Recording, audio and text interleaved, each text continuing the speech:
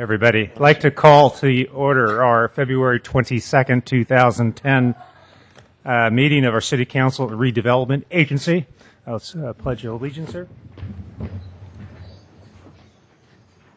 I pledge allegiance to the flag of the United States of America and to the republic for which it stands, one nation, under God, indivisible, with liberty and justice for all.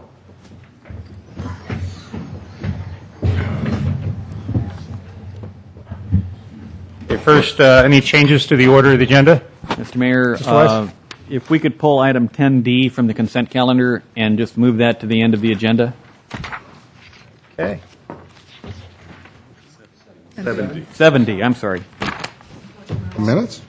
Becomes I couldn't even understand. 7D as in dog. Correct. Thank you. Okay. Any other items? Okay. Mr. Rubens, a report from closed session. We have one report on item 3 of the closed session. This is something that the council previously authorized, a resolution of a claim. The council authorized an additional $1,800 towards satisfaction of the claim, bringing the total up to about $23,800. And then all the other items were direction given. Great, thank you. Mr. Mayor, I'm sorry. Stroke when we were doing a change, backing up one place, if we could have on the agenda item, there's the item E, and the purpose of it is so that the public knows, and perhaps we could just have the city clerk announce on that as opposed to having it on closed session. Item E, the cancellation of the meeting. If we could, under reports to council, if we could just have the city clerk report to us about that so it's a public awareness issue. Okay, thank you. Okay, thank you. Okay. Okay, moving on to item 4, our council communication announcements. Mr. Klein, we start at that end, work our way. Okay, I only have one thing. Councilman Grocott and I attended an awards ceremony for the Caring Cupboard last week. They gave out their awards and honored their volunteers, and we were asked by members of their board to offer an invitation to all the council members. They do their work. For anyone who doesn't know what Caring Cupboard is, it's a group who works to feed seniors in this town, about 70 of them. They put together about 40 bags of food every 2 weeks, and then that gets sent out into the community for seniors who are shut-ins and some of those who can't afford basic foods. They use this as a supplement to their diet. So they meet every other Wednesday, the second and fourth Wednesday of the month at 8:30 at the Adult Community Center, and it's where they bag food. So they just wanted us to extend an invitation to all the other council members. And that's all I got. Vice Mayor Omar. Mr. Mayor, there's only one announcement. The Peninsula Traffic Congestion Relief Alliance, also known as Commute.org, has a program that is going between now and June 30th for employers who want to add a bicycle rack to their facility. Commute.org will pay up to half for the first rack and will give you the second rack free, and any additional racks they'll do 50% off. They are, I'm looking at Director Weil, are also making that offer available to cities. So if there are some capital improvements that we may want to consider for bicycle racks or bicycle storage, this is a way to do it. I'm also seeing Ms. Bell in the back. If the Loreola neighborhoods or some other neighborhood associations do want to get together and put this, that funding is available. I also do have a report that I will make at 8D, as in Delta. Okay. Mr. Griselli? Mr. Mayor, I have nothing this evening. Mr. Grocott? I have nothing. I would just thank Mr. Klein for his report on the Caring Cupboard. The only thing I wanted to add to that is that that's one program where all the service clubs work together in conjunction. The Lions, the Kiwanis, and the Rotary works together to, I guess, provide the board membership, if you will, of the Caring Cupboard. There's 2 members per club on the board. Per club, that's right. Through the chair, I attended that luncheon last year. I didn't attend it this year, and I did go to. Well, they've mentioned you've been there. All right, I didn't want to point people out, so I just said all. That's okay. I'll take credit when I need it. Yeah, thank you, Mr. Clark. Great. And I have one item. Do we have a representative from the American Red Cross here? That's it. Come on up here. Actually, I'll join you down there.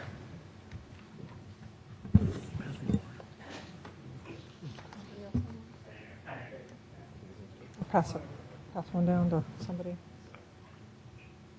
No, I'm good.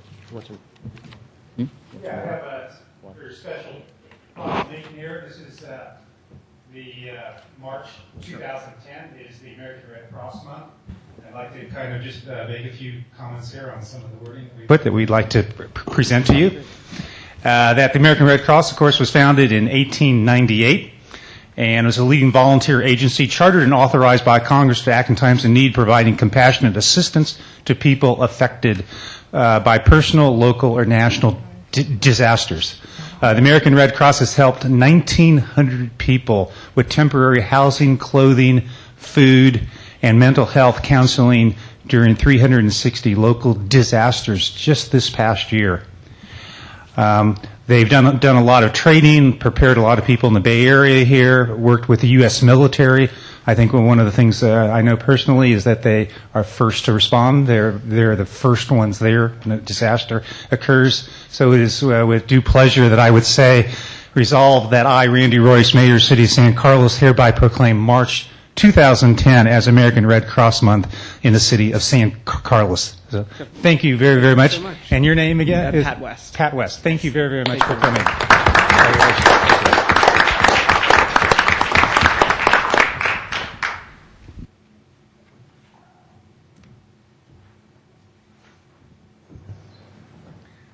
Okay, I do see we have one speaker card. Pat Bell, would you like to speak on that item? Okay. I have you for number 6 too, so hang on 1 second. Oh, I see 5A. Got it. Okay, I'll move on 5A. Thank you. Okay, so we are on 5A. This is council appointments and presentations. This is consideration of reappointing Frank Adagio, Tony Pinero, and Margaret Pyle to the Transportation and Circulation Committee with terms ended March 12th, 2013. Any discussion on this? Pat, you want to come up and speak on this?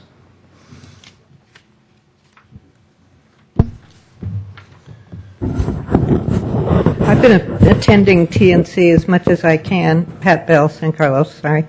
And these people are amazing. They put in an enormous amount of time. Margaret Pye is in her second year as chair and does a lot of research on the subjects covered by the TNC. And Tony Pinero, when the redesign of Holly 101 was under consideration, did really in-depth research into the roundabout and had more information than the consultants when it came down to discussing of the roundabout. So those two particularly I want to commend to you as very, very valuable members of that commission. Great. Thank you very much.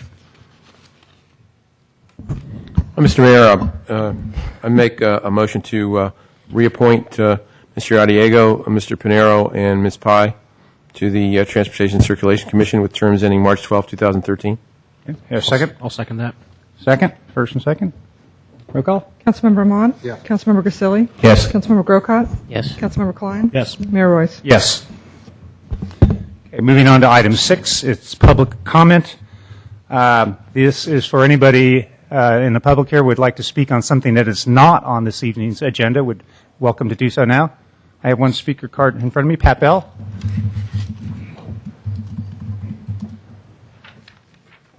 Pat Bell, San Carlos, still. As some of you know, I've been complaining for a long time about the fact that anything pulled off the consent calendar by a citizen goes to the absolute end of the agenda, at which time most citizens are long gone. And I just have another suggestion. The County Board of Supervisors has public comment and comment on the consent calendar all at once at the beginning of the meeting. And whether it's pulled or not pulled, the public can comment on anything on the consent calendar, presumably because it's not going to be discussed. Although it's on the agenda, it's not going to be discussed during the meeting. So that if you did that, then citizens could comment on the consent calendar whether the item gets pulled or not.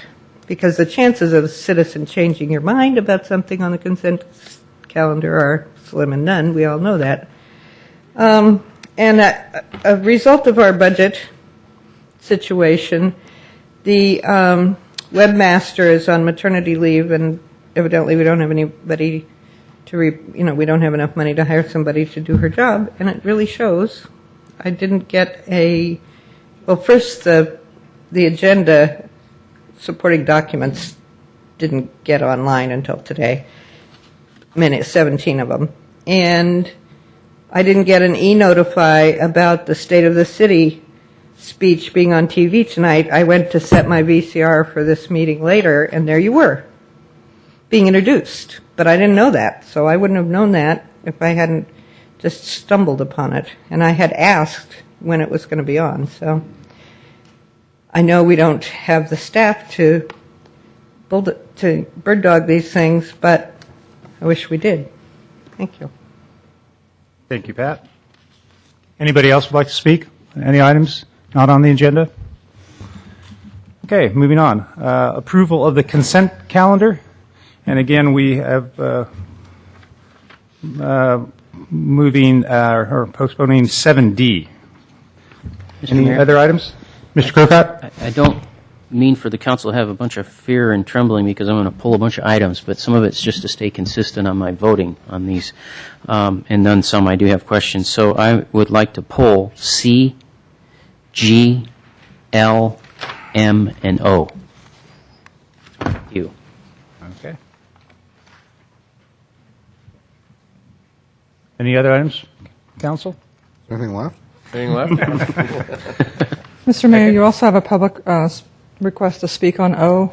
Okay, thank you. No, we just pulled that. So, We just pulled O, so we will Right. do that later. So, Mr. Mayor, move approval of consent calendars, item 7A, B, F, H, I, J, K, and N like November. Through the chair, did you say E? I did not. We pulled that. Okay, I'm sorry. Go ahead. Would you go through all those again one more time? All right. Slowly? I'll try. A, Yeah. B, F, H, I, J, K, N like November. I had E pulled. Was that correct? Yeah, Okay. sort of. Okay, have a second? Second. Okay. All those in favor? Aye. Aye. Opposed? Okay. We're now on to item 8, reports to council. Just to give a little summary, we have 4, one on trail access, B is on community events, and we're moving to fire and emergency, C, and ending with high-speed rail. So the first report is on trail access from our San Carlos Hills. Mr. Doug Long? Through the chair, I apologize, Mr. Mayor. Mr. Long, before you start, I apologize. Ms. Boland indicated there was someone who wants to speak on O. Yes. We will not get to that item, in my opinion, until way past 10:30. And normally, I know our procedure is that if it's pulled, we talk about it at the end of the evening. But in this case, since a citizen is here to speak, I would at least like to hear them, what their opinion is. We can still discuss it at the end of the meeting, but to get their input, so they may want to leave. Would that be appropriate, Mr. Mayor? I don't mean to interrupt you. Great idea. So we're not going to talk, Mr. Rubens, is that okay, just to listen to that? That's okay. And then we'll discuss it at the end of the meeting as our normal procedure? That would be appropriate. Okay, thank you. Excuse me, Mr. No, Mayor. that'd be good. Sorry, Mr. Long. Great recommendation. So we have a Neil Curlin, I believe? Cullen. Please, Neil, come join us. You could take about 2 minutes and be great. Thank you. Yes, Mr. Mayor. Good evening, Mr. Mayor, members of the council. I am opposed to the implementation of a new door-to-door household hazardous waste collection program, as I believe it is redundant with the county's environmental health's $2.5 million household hazardous waste program, which is available to city residents and which is financed by the ratepayers through the county's AB 939 fee. I also believe the proposed program is redundant with other programs that are currently available and financed by the ratepayers, either through the county's fee, SBWMA programs that are also financed through garbage collection fees, or by state fees paid for by the residents through charges on goods such as motor oil, tires, or electronics. This is also a program that will be heavily subsidized that is estimated to be used by only 3 to 5% of the ratepayers, yet paid for by all the ratepayers, and it can only get more expensive in the future if participation increases or the cost of disposal increases. I'm also concerned that your council will find it difficult to opt out of a program once it is established, as a program can develop its own constituency, which will lobby your council to sustain the program used by few but paid for by many. A previous staff report stated that the city could take advantage of the $125,000 budgeted by the SBWMA to market this program. However, this marketing cost, I believe, is also financed by the ratepayers, as SBWMA costs are financed via fees charged at the transfer station, and which are used to calculate the rates charged by member agencies for garbage collection. My understanding is your council is not obligated to enter into this program, but may consider it in the future. I recommend that you at least direct your representative on the SBWMA board to request SBWMA staff to meet with county staff to discuss a single program that can take advantage of the infrastructure and programs that are currently in place and financed, and report back to your council or to the SBWMA. Another option is for you to direct your staff to contact either the SBWMA or county staff, or both, to confirm all the programs that are currently available to the residents of San Carlos for the collection of household hazardous waste, rather than implement a new redundant program that is estimated to be used by very few residents of the city. I realize that there is a downside for the city if the program is not implemented, as the city's franchise fee is based on the garbage collection revenues, and reducing or eliminating a program that reduces the garbage collection rate also reduces the franchise fee the city collects. However, I believe it is a small price to pay given the proposed 2% increase in the franchise fee, and given the other increases San Carlos residents are facing in terms of utility rates and the proposed increase in the sewer service charges. I have provided the city clerk with a copy of my comments and emailed a copy to the city manager earlier this evening, and I thank you for listening. Great, appreciate that. Thank you very much. Mr. Crisoli, good idea. Mr. Royce? I'm sorry. Just to be clear, again, the item, because we're on reports to council, and the item that I asked to have pulled from the consent calendar, the one item, E, is I'd asked if the city clerk could report to council on, so we would have an item 8E ostensibly. Yeah. So it's staff recommendation to cancel the March 8th City Council meeting in lieu of the retreat coming up on March 8th. Additionally, we are scheduling several budget meetings for March, so it was viewed that the March 8th meeting was basically not needed. Thank you. Mr. Mayor, just as a point of clarification, some folks here retreat and think we're heading off to the Bahamas. We're not. We're going to be at the... No, sorry. I know you're new here. Bathing suit packed and everything. Yeah, it's a bummer. We will be at the sumptuous, probably second floor of the lovely San Carlos Library. And it is a public meeting. Folks are encouraged to come and join and see what we're doing. But that is a process whereby we set the goals and tone for the city for the next 6 months.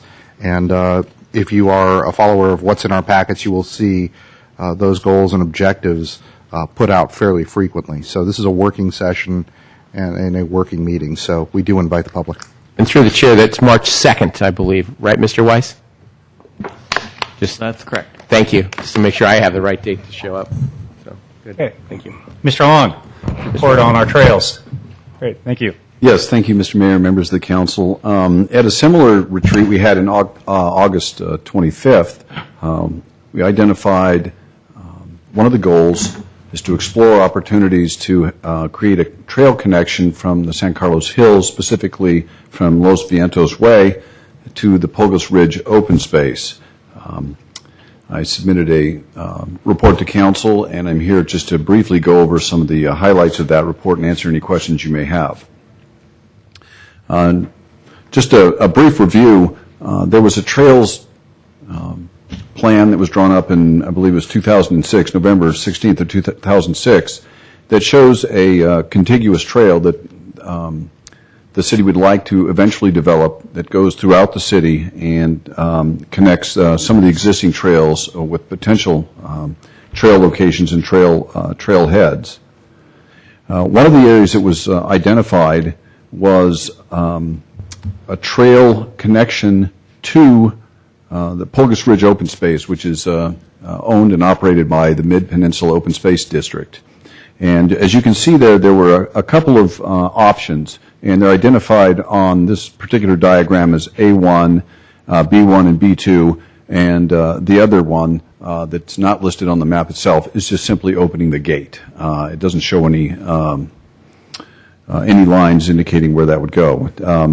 So what we've been discussing with the Trails Committee and, of course, with the neighborhood is entertaining these possibilities. The one that seems to be getting a little more attention is one that would create a corridor down Los Vientos via a fenced-off area closest to the property owned by the San Francisco Water District, which was called the Peninsula Watershed.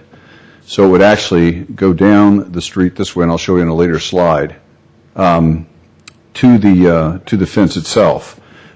This was considered at one time, and this actually, the blue line goes across a fire break, and this entry is what we consider the North Crestview property that was identified for a park site, straight across from Vista. So you walk across the street, there's a gate there, or the property there, excuse me, and you could walk this way. The caveat is that we would be responsible for maintaining the fire break.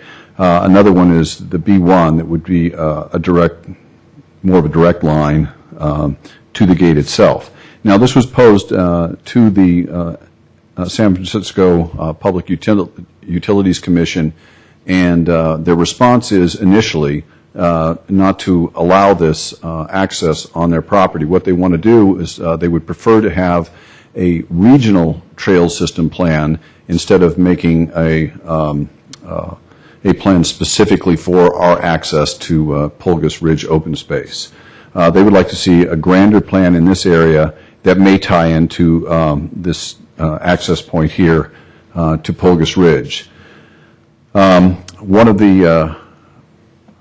of the suggestions is to enter the PUC property right at Crestview at this location, and there's a fence that goes along all the way down to this point, which is the access gate, and putting another fence to create a corridor along this pathway. Now, this is undeveloped. This is just raw land through here, and there's a gate at this location. Again, this would require going on to the Pulgas Ridge, the Pulgas watershed, and so far we have not made any progress in negotiating access at this location. So the other one is, this probably gives you a better sight. Here's the existing gate as it is today.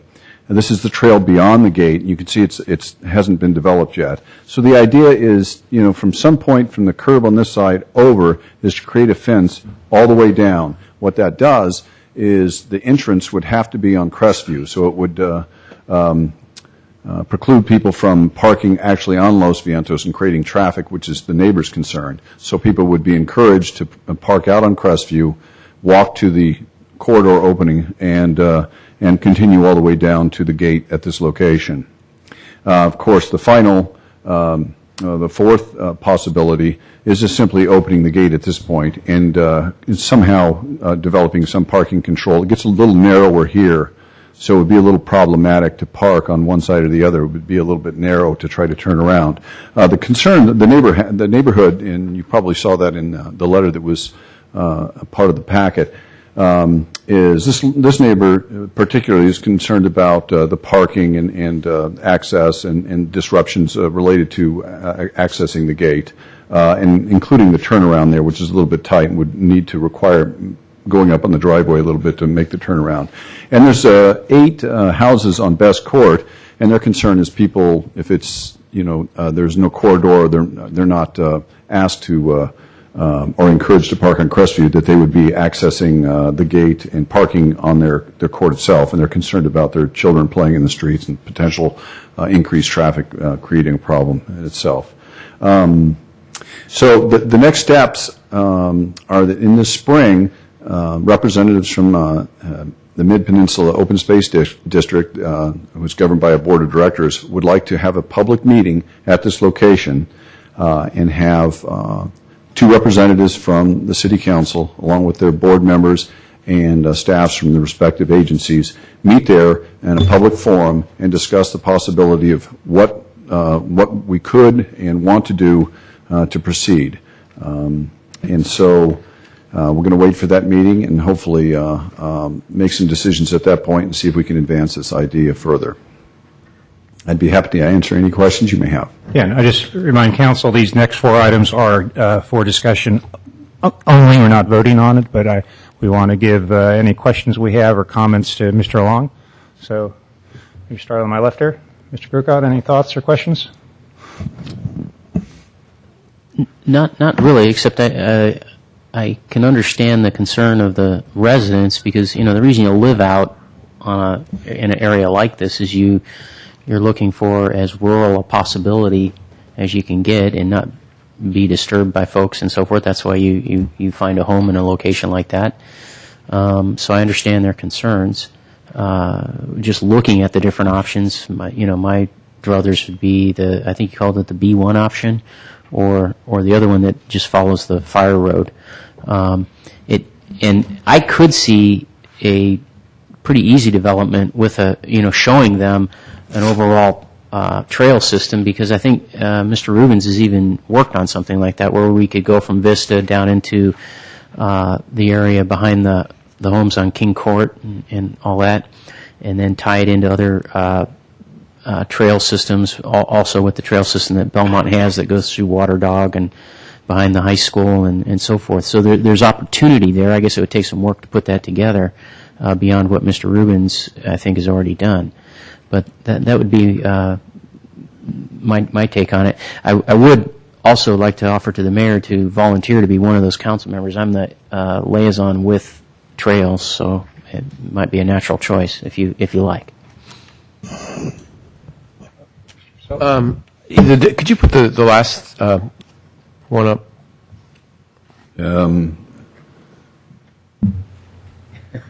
Backward slide.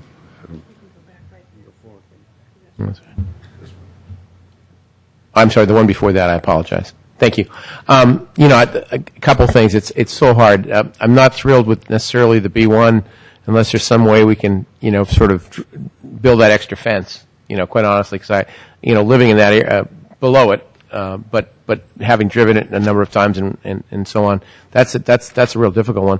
The unfortunate part for me also is if you take the blue line, I understand it's a fire trail, but it's really not used. I mean, I don't believe by too many people walking at this point, Mr. Long, I don't believe, because that gate is locked up on top. That's correct. Right. And if that gate is open, which would be more preferable for me, then how do you, and sort of, you almost have to put, I guess, some sort of a fence almost all the way down, I guess, like you mentioned, because otherwise folks will just wander off that way, and that's okay for a walk, but you're right behind all those condominiums that are right there too. So it's a real difficult one. It's really hard for me to envision these without I guess the fence coming down the road. And if you have the fence, then it sort of precludes the blue line and then sort of forces people to take the B1 line, so to speak. So anyway, just random thoughts. But I do agree that I think a comprehensive plan would be much better. I would hope that SFPUC would be open to many ideas, and I can appreciate why they aren't now, because we don't really have a full comprehensive plan to it. But hopefully they'd be open to something that we could open that up. So those are my comments. Mr. Klein? Yeah, just a couple. My first question is, I have two questions. One, you're going to have a meeting on a trail? Really? Yes, on the location. That's what they do? Yeah, that might annoy the neighbors as well. And then my second thing, it's $100,000 I'm here to see possible for the project. How much of that is an EIR and government work that's not actually funding the actual project, but it's funding the project being approved? How much of the 100,000? Yeah. It's going to be a very small fraction of that. As a matter of fact, the CEQA study for something like this, we may be able to do that in-house and not have to contract anybody. I definitely think if we can, I know we don't have that much money, but we do have money for improvements, so I would like to see us try to take the government out of it, and so if they fundraise, Right. all the fundraising goes to actually building the project. Correct. And then my last thing is I want to echo Councilman Grisilli's comments. I live on the canyon a little farther down, and I get thoroughly annoyed every time I'm in my living room and someone walks by trying to go to a trail. So I do understand where they're coming from, but I also understand it's not my canyon. It's our canyon. So there has to be a balance some way. And I don't know if a fence is it, but we have to find something to appease that neighborhood because you get used to things pretty quickly. And I'm definitely not used to people walking behind my, behind my living room. So I kind of get where they're coming from. Good questions from the council. I have none. So I have a few different thoughts here, and part of it is because when my wife and I moved to San Carlos, we lived facing Burden Park for the first six years, and when you live next to open space or park space, it really is a value added. You basically have a park where someone mows your lawn, tremendous opportunities that are right across the street. We have. And the other kind of basis of my points we'll be talking about the general plan here a little later on, and it talks about our action, prepare an open space management trails master plan to further identify trail connectivity and future trail development for public benefit. So we're really trying to get the connectivity. And we also need to share. And I look at all the years I've been in San Carlos, and even when we lived on Burden Park, that first 6 months after we moved there was the first hometown days. I mean, there are days when people parked in front of my house, and there were days when I used the 5-acre field and had the benefit. So it was a give and take, but it was a sharing. And I think many of our parks and our open spaces, I think we need to have our people be a little flexible so that when there are activities downtown or in a park or at Crestview, people in San Carlos will park in the neighborhoods, and when they leave, it's quiet and it's great. And so when I look at this situation, we have a perfect example that already exists. We have the other side of the entrance of this trail. If you go down all the way to the bottom of Eden Trail, which is the very top of Eden, there's some very nice homes there. It's a quiet residential area. We hike it every once in a while. In fact, a lot of times we hike it, we actually walk through the neighborhoods. We park in different places and enjoy the homes, and then we take the trail. If you take the trails up on Crestview and Big Canyon, people are parking in public right-of-ways in neighborhoods and enjoying our parks and our open space. And I read a lot of the concerns of the neighbors about traffic, where they're pulling into a dead-end street, about partying that's going to be going on and increasing wildfires. And they go on and on about even loss of value, property value, because now this public open space is going to be available to the people of San Carlos. And so if they're thinking loss of value, property value, I'm thinking there are 10,000 homes in San Carlos. There's like increased value. And I'm representing all the people of San Carlos. And so trying to use words like sharing and flexibility, I'm a little disappointed of the reaction of a neighborhood that wants to keep people out of our public space and offer them to look at it as other properties. I'm sure they've gone to a summer concert series and parked in front of my old house. And so, building a fence for $100,000 to keep people off that street, I would truly, in summary, like to pursue. I think the best solution is if we could work with the PUC and come up with an alternative, and that doesn't bother anybody. But as far as spending $100,000 and trying to get very complicated and trying to preclude public access to a group of hikers, which are generally, I think, pretty nice people, to do all these jumping through hoops to preclude that. I'm not in favor of very much of that. I would like to try to do whatever we can to provide access to all of our people of our city. Okay. Any other thoughts? Well, I didn't want to imply that I wasn't, open to doing something, but we do have to see the negatives too. And you spoke about Eaton Park. Someone who grew up here, not that I was ever there, a lot of high school kids drink there every weekend night. And you can talk to the chief. They flush them up from the top, and you catch them when they come running down the bottom. So there are negatives. So when they say that, it's a fact. Eaton Park is pretty well known for that. So we do have to see both sides, and that's all I was saying. Is these concerns? Some of these concerns are valid. So we need to go with that. Great. Thank you. Do we have any speakers on this, Mr.? No, I don't have any. Would anybody like to speak on this item? Okay. Okay. Moving on to 8. Yes, you had a couple of speakers. I'm sorry. Mayor. I don't have any cards up here. Bonnie, welcome. Bonnie McClure, San Carlos. I just want to emphasize that there are a lot of hikers that would enjoy being able to go up, go in to that trail from the top and go down to the Polygeresi Trail and around.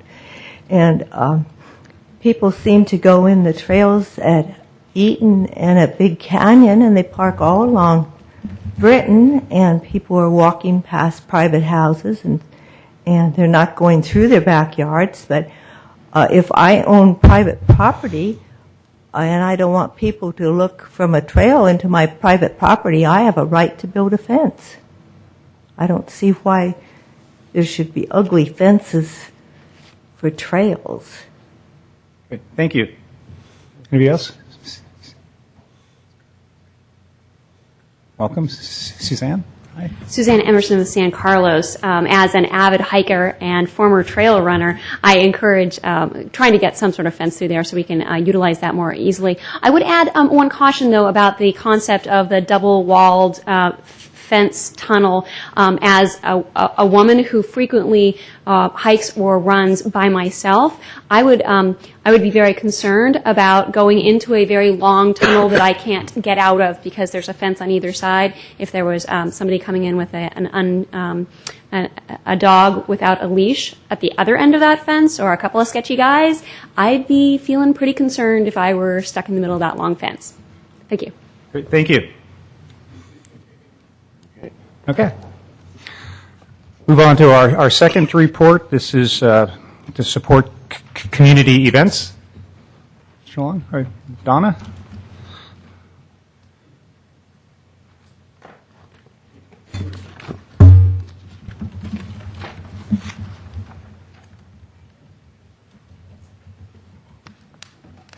Good evening, Mr. Mayor, members of the council.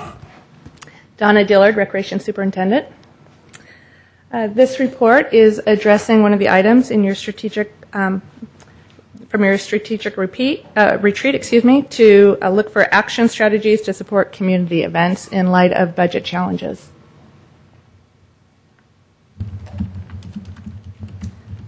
Currently, the city provides staff support for processing event permits. This allows for oversight of risk management and quality of life needs in our community. The city also provides event staff support on site and for planning phases of some of our special events. And in addition, the community has some use of additional city resources for city events, which may include the city mobile stage, perhaps insurance coverage, and or use of a city site for the event. You have a report that gives an overview of the events, and I'll go over them generally. Historically, the city has been highly involved in supporting community-wide special events, and the events have grown over the years. Hometown Days began under the direction of Mayor Pat Benny, and the parade was originally on Laurel Street. It now covers a total of about 12 city blocks. The holiday tree celebration began as a tree decorating event in City Hall lobby, fondly known as the Rotunda. And it was begun by History, Arts, and Science Commissioners Dulcie Morrison and Audie Justice. Today, we contract services to hang lights on the tree in City Hall Park and Santa arrives on a fire engine. The Art and Wine began in the vacant lot that is currently the Laurel Street Park and now covers 6 city blocks. Tremendous successes for our community. And these successes are based often on partnerships between the city and nonprofit organizations in our community working together. Many of our events are run by nonprofit organizations such as the Chamber of Commerce, Hometown Days Committee, our service clubs, and additional community groups. We have tremendous volunteers in this community who have demonstrated what they can do with events, and these are additional events as well, including Chicken's Ball, Spring Fling, Lion's Egg Hunt, which use very few city resources. Over the recent years, we've demonstrated successes with our partners by reducing city staff involvement and increasing the volunteerism to support these events. Our challenges are our budget deficit and reduced staffing. We've already had several layers of reduced staffing, and we anticipate there will be more coming that are yet to be determined. And our reliance on allied support staff services. This is the police department calling in neighboring agencies to help support events through their cadets and explorers. Currently, San Carlos requires 66% more outside assists from allied agencies than we are able to reciprocate, which creates a challenge. Possible actions to sustain our special events could include charging for city services, providing staffing ratios would support that option, transferring events to nonprofit organizations to operate when possible, modifying events to reduce city resources required, and/or contracting services provided adequate resources are available to manage the contracts. I'm going to go over the events individually. Hometown Days has a committee of 30 volunteers that gather annually to plan this event. They've demonstrated sustained volunteer leadership over the years, and yet it's still the event that requires the most city support at this time. They have the Burton Park Festival at the Burton Park site with games, food booths, craft vendors, music, petting zoos, etc. They have a fun run on Sunday that's organized by the Rotary Club and serves as a fundraiser, bringing services into our town. And they have the parade on Saturday, which runs along Laurel Street. The parade and the fun run require the majority of city support to operate. And I have listed city support costs. Those costs are based on fully loaded labor costs that were approved in the 2009-10 fee schedule. Okay, some challenges with Hometown Days is the significant police support required for the street closures, for the parade and the fun run. And in addition, there's Park and Recreation staff support on site for the Burton Park festivities, and Department of Public Works provides staffing support for the parade street closures.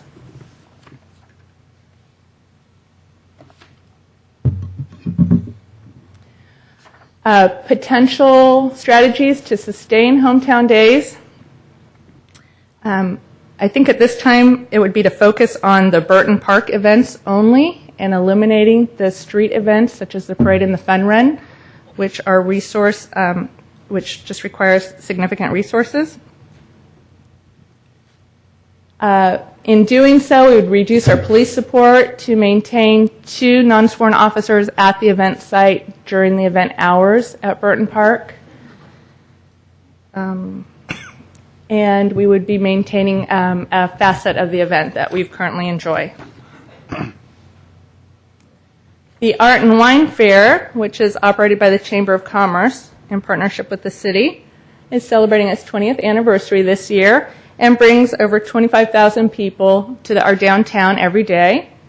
Again, it's a strong volunteer committee that plans and operates this event, about 20 committee members and 250 volunteers who set up and staff beverage booths.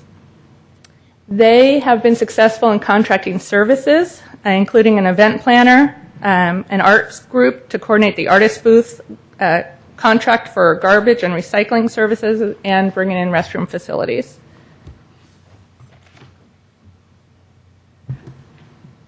Possible ways to sustain this event. This event really uses minimal city resources for the impact to the city that it provides, for the value that it brings. So you can consider reducing city costs. The police hours could be reduced probably by 4 hours total, but otherwise they're very streamlined already. We could charge the Chamber of Commerce for the cost of having the police on site, and or we could evaluate the feasibility of using RDA monies for this event, redevelopment agency funds. Hot Harvest Nights is in its sixth annual year of operation. It runs for 20 weeks on Laurel Street, the 700 block of Laurel Street. About 40 to 50 vendors are present, bringing about 3,000 to 4,000 people downtown per week. The costs are primarily for 2 non-sworn police officers to provide the street closure required for the event. And sustainable strategies,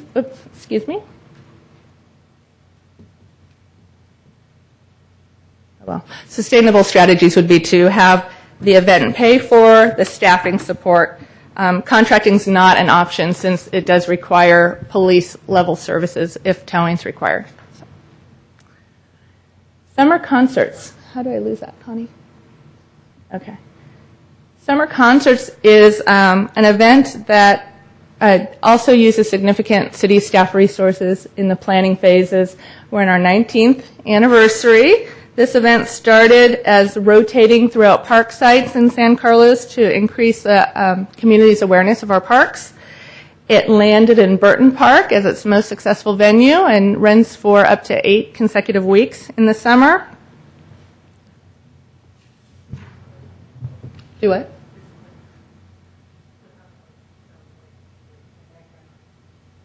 Oh, thanks. And primarily it's Park and Rec staff support for this event. Sponsorships do cover direct costs, so it's having the staff available to operate the events. Some ideas for sustainability could be eliminating the recreation staff support and actually bringing this event under the management of a nonprofit organization.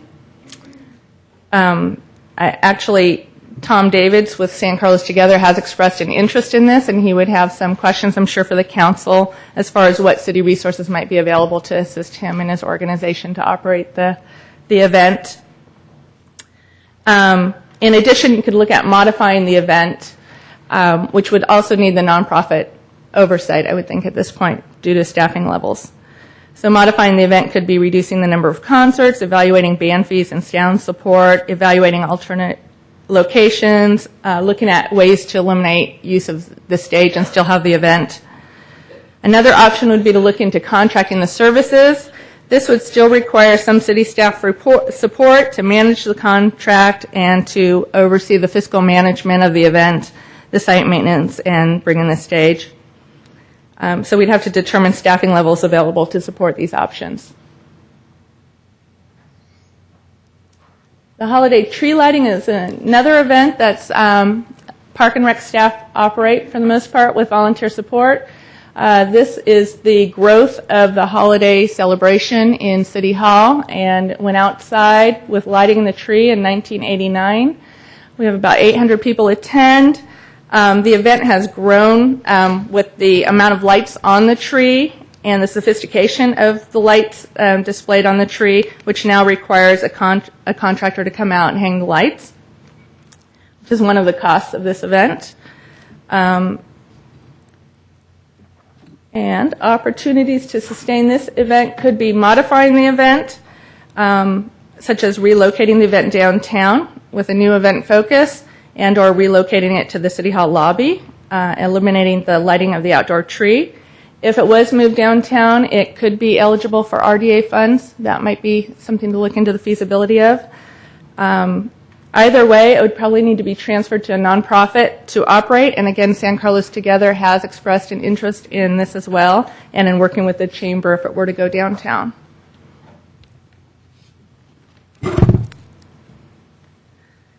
And then the final event is a vertical challenge at the Hiller Aviation Museum. This event does require allied agency support for traffic control. That would be the California Highway Patrol, the Sheriff Department, Redwood City Police, and San Carlos Police all come together to support this event. The nature of their support does require authorized trained personnel, so it's not something that you could contract out. And so the sustainable strategy to consider would be to charge for the city services. That actually concludes my report, and I'm glad to field any questions. Okay, so before we maybe get questions or thoughts from council, I have two speaker cards. Maybe we could get them to speak first. Laura Tischel and Suzanne Emerson. Get ready. Hi, good evening. I'm Laura Tischel, San Carlos resident and a member of the San Carlos Hometown Days Steering Committee. We are a nonprofit, as you saw. This year is our 30th anniversary, Hometown Days. And I wanted to give you a quick overview of what we're doing in light of the budget situation. We're well aware of what's going on. You have some very difficult decisions to make, and there are some really serious priorities, including public safety. Just to give you a quick idea of what we're doing, we are approaching fundraising this year as a public-private sponsorship. We are offering a very organized set of sponsorship packages at two levels, a corporate level, which offers businesses a $500 to $3,000 support package, and then packages for small businesses, retailers on Laurel Street, $75 to $250 so that they can participate. We anticipate that we have about 10 to 12,000 attendees throughout the course of the weekend. So it is a nice visibility opportunity for sponsors. We are also this year, we've implemented a PayPal functionality on the Hometown Days website so that individuals can donate to Hometown Days. Again, we are a nonprofit, so it is tax deductible. So folks have that opportunity, and we will launch that publicly in the next couple weeks. So again, just wanted to give you an idea of what we're doing. Thank you. Thank you very much. Suzanne, do you want to speak on this? No? So, have a couple other speaker cards, and Pat Bell. And that one. Michelle. I object to using RDA funds for this. I think we have other more pressing things to do with our RDA money. But these events bring a tremendous number of people to town, some of them from out of town. I think the chamber ought to be pitching in more, taking on some of what the city is currently paying, because you bring more people to town, they shop in the restaurants and stores and whatever. Seems to me it benefits the merchants, and the merchants ought to pay for it. Thank you. Anybody else like to speak on this? Okay. Questions or comments from council? Who'd like to go? Klein? Thank you for the report, Don. I have a question. I don't know if it's for you or for Mark, because Chief of Police isn't here. And we're talking about, mainly I'm talking about Hometown Days. The number here is $55,000. If they raise that, are they really going to get the police? I mean, is that an option at this point? If we're going to end up possibly cutting our police department even more, can we really ask them to staff a party? Well, I guess a couple of things. One is that, if we permit an event, there's a presumption that we're going to provide some level of public support. Now, you don't have to permit the event. You don't have to close the street. But once you make that determination that you're going to close the street, then you have an obligation to provide some public safety to support that event. But as a trade-off, when you're working with the private nonprofit or the entity that's putting on the event, you can require, as part of the permit stipulation, that they pay for the overtime or the maintenance crew costs to set up. So all of that is something that can be worked out through a negotiated process with whomever's putting on the event. So it is still possible if they find the money that we could have police yes. available for them? I believe so. Okay, and is that the $55,000, or would that be added on? That I don't have a good answer for. I'd want to sit down with staff and, because there's a couple of things at work here. One is if you don't have the staff to provide, to actually even work with the entity to provide the supplemental or support staff, it's a problem. In this particular case, and I'm not sure exactly, maybe Donna knows whether or not they're just accounting for overtime costs or that supplemental expense. And we haven't made a determination yet. Part of the reason it's here is to give the council an overview of the kinds of things that we've been supporting and the kinds of costs that are attached to that. But we're looking at all of that as part of the budget process in terms of what we're going to be able to support and what we're going to have to require the private nonprofits to fund if we're not able to provide the basic support that we have in the past. Okay. Okay. Didn't get an answer, but I get it. It'll be coming. I just think work in progress. Yeah, it's Yeah. a work in progress, and that's the thing. We have to do our best to make sure everyone knows what is actually possible and what's not. And so my worry is that we're going to say, hey, if you come up with the money, Home Run Day is going to happen as normal, and then they come up with the money and go, oh, by the way, no parade, no fun run. So that's why, and I guess so we will see that at some point. That we'll have a real figure and this is what is actually possible, and this is what's not. Well, I mean, there's been a lot of attention to the amount of money that we spend on overtime. Mm-hmm. I would anticipate that the vast majority of that money there is for overtime expense for police and the support staff. I know we have some volunteers in the police department as well, but there are costs associated with providing the extra staff, and one solution would be to have those costs, if we have the basic police department to accommodate the overall safety of the city, that entities that want to put on special events simply pay for the overtime expenses. And where that may not work, though, is if we have, for example, a situation where we simply don't have the public's maintenance staffing, the maintenance personnel in order to set up the barriers and the like, even if we paid for overtime, and we may not, but I don't know that yet until we go through a budget process. So I just so everyone knows that there will be an answer for that, but I know that there's confusion because if we don't have the people, we just don't have the people. It doesn't matter how much money you get. So that's okay. That's all I got. I think that item I did not recommend paying for services. Yeah, I because saw in that. speaking with the police department, they felt it's very difficult to sustain the event at this time with their current staffing levels.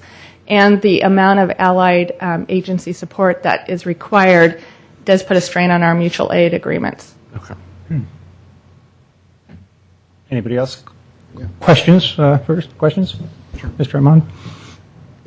Don, I guess I was curious. Do we actually own the stage? I saw a couple of references. So we own that piece We of do. equipment. Yeah, the mobile stage. Okay, great. And I guess one thing I was curious about was the holiday tree lighting, because now I've seen a couple of different numbers. So for the last couple of years, holiday tree lighting has been on the cut list, but it was listed as $5,000.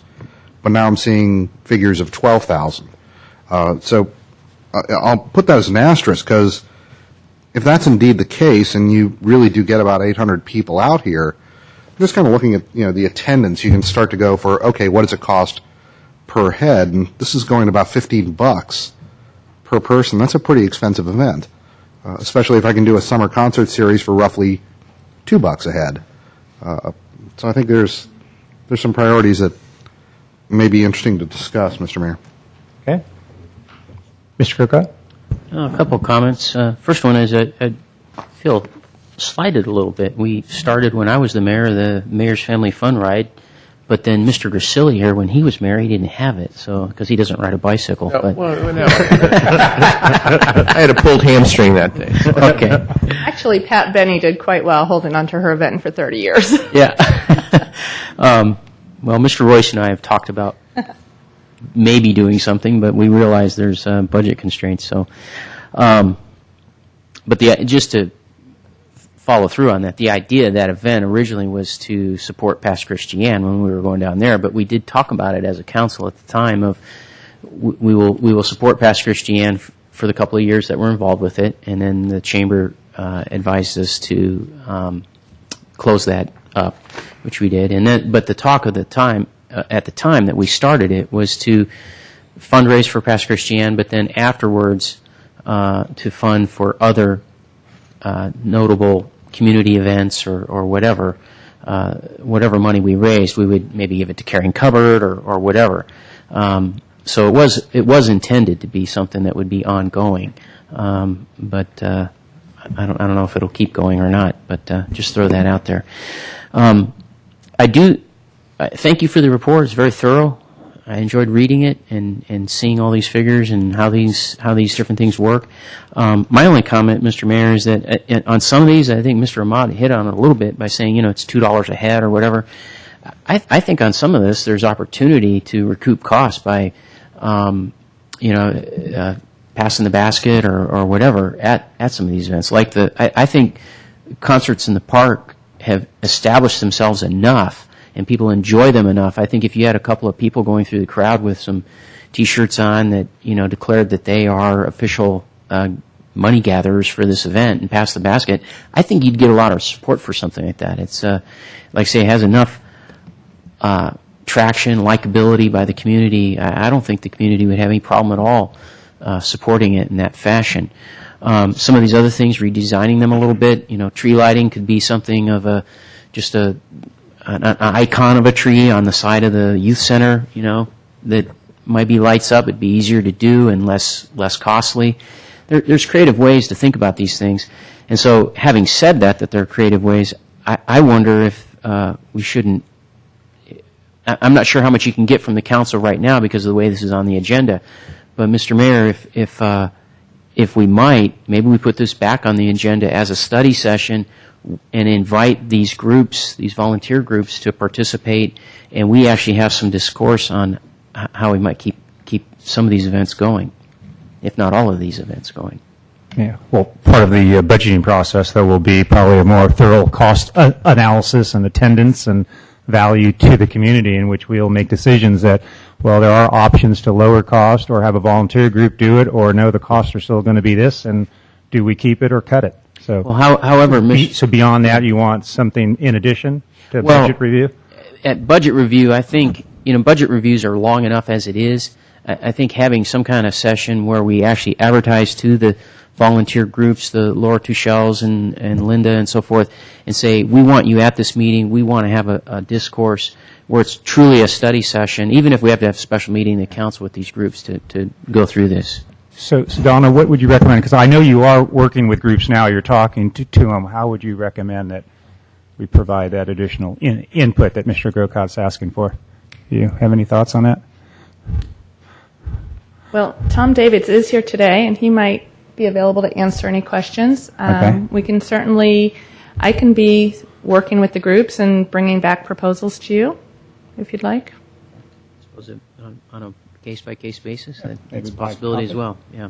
Okay, be great. Mr. Caselli. I just had a couple quick questions. I don't want to make the wrong assumptions. On the Hunt Harvest Nights, it says about $8,000 or $8,300, and it runs for 20 weeks. Is Correct. And so, can I assume that would cost about $400 a week, or is there upfront costs and it's actually less than that? No, it's basically having the non-sworn officers available to do the street closure each week. So it's basically so you can take that number divided by 20 and be $400 a week. Correct. Okay. So if we made it fewer weeks, 10 weeks, yes. It would cost. I don't want to assume. No, that's certainly another way to modify the On the math. summer concerts, I did the same thing. You said 8 consecutive weeks, and you have $34,000. Can I make that same assumption? That it would be about $4,200 a week? More goes in the upfront planning for that than actually being on site for the Okay, concerts. so that wouldn't follow the same logic. It might actually be the first few weeks might be 5 or 6 or something, or the first week actually might be a lot, and then because of the planning and things like that. Correct. And then later on it's sort of a declining scale. Correct. Okay. No other questions. As Mr. Grocott said, and I'm sure we all agree, it's a good report, and we're just going to have to deal with this in the budget time and figure out, as Mr. Ahmad said, bang for your buck and what we can do. So thank you, Donna, very much. Yeah. Wait a second. I still have a couple questions. Trust me. Don't go away. There's more. First of all, I want people of San Carlos to know that Donna was very involved, actually, like starting the summer concerts 19 years ago plus everything else that she's given, her creativity and contribution to so many of the community events. So you are a star for community events in our city. Thank you. First, a question, because it's a very important question. As we transfer, I'll use the word, a lot of these events to these nonprofit organizations, the question that just kind of, I never get a good feeling of it, and it concerns me, is the insurance. You know, what if someone trips or breaks a leg and all that kind of stuff? So how do we handle it now? How does the city policy work? Do we have like a rider or an add-on that we add on to some of these events? How does the cost, how does the city, pay for it? And if we were to transfer it to a nonprofit, it's really costly, and that's, to me, one of the 2 or 3 roadblocks for a nonprofit or a volunteer group of San Carlos, organizations to pick up one of these events. So, can you talk about a little bit insurance and is there anything we could do? How do we do it now, and anything that we could do to still cover insurance? Yeah, definitely not my area of expertise, but currently groups do provide their own insurance. So the nonprofits, the Chamber of Commerce brings insurance for their events that they host. Okay. Hometown Days Committee brings their insurance for their event. The sport groups bring insurance for their activities on the field. Lions Club uses their insurance for the egg hunt. So right now the nonprofits are bringing in their insurance. If they don't have insurance, we do have a contract with an agency where we can sell them the insurance, and they can have their insurance coverage. So it's a cost to the agency hosting the event. There could be the possibility of adding a group onto the city insurance as a rider, and I don't know what the costs would be associated with that and what the likelihood of that would be. Yeah, so first recommendation I would make is if there are, some groups that aren't, the Rotary or the Chamber organization that are looking at picking up an event, they find out it's going to cost them, because wine is served, $2,000 or $3,000 for insurance. That's, is there any way that we could still partner with them or help them to have some kind of coverage and be involved to make that happen? Okay. So second thoughts, and I just want to clarify to the public and council, because I joined Summer Concerts about 4 years into it. I think some of the discussions of costs and why you've seen different figures is that a lot of costs you've seen are pure the incremental cost or operating cost. So for Summer Concerts, it actually costs about $35,000, but it's all break even if you include, we pay for the band, we pay for the sound system, the advertising, the porta toilets, everything, garbage and all those sorts of things. But we rely on city staff to provide the labor and the field wear and tear and all those things. And what Donna has included here, if you correct me if I'm wrong, are basically the now fully costing, which we should be doing, the cost of the labor. And what's happened here, I think it's a lesson learned. 17 years ago, I wish I would have picked up on this. But these events, and I'll use Summer Concerts as an example, it's become tremendously successful, but more complex, more costly. It used to be done, Donna started it with one volunteer, and then more volunteers got involved, and then there were volunteers involved with it. And pretty soon that there was a stage purchased, and we had a sound system that we added to it, and there's other types of costs. And then we got staff involved because Park and Rec 3 to 4 years ago said, hey, this is a big deal. This is a couple of 1,000, 2,000 people. So they took over more of the management, more labor, more people, more cost. And all of a sudden, you're talking about not only $35,000 operational event cost, but another $34,000 of labor cost and field cost, $70,000. So, the lesson learned in tough times, we do need to do things like fully cost. But then we also go, wow, it costs that much just to have a band show up and play on the grass.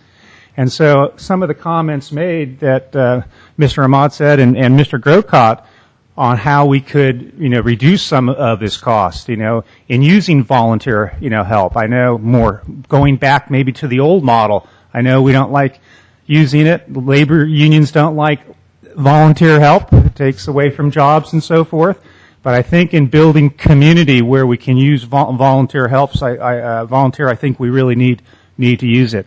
And I think my last comment is the most important. It's in transition. And I hate to see, when we talk about building community, hometown days and tree lighting and summer concerts, this is why I live here. This is the spirit of San Carlos. I hope that in 1 month, in one meeting, we say, well, we're not going to do it. And we just close the door and we let a volunteer group do it.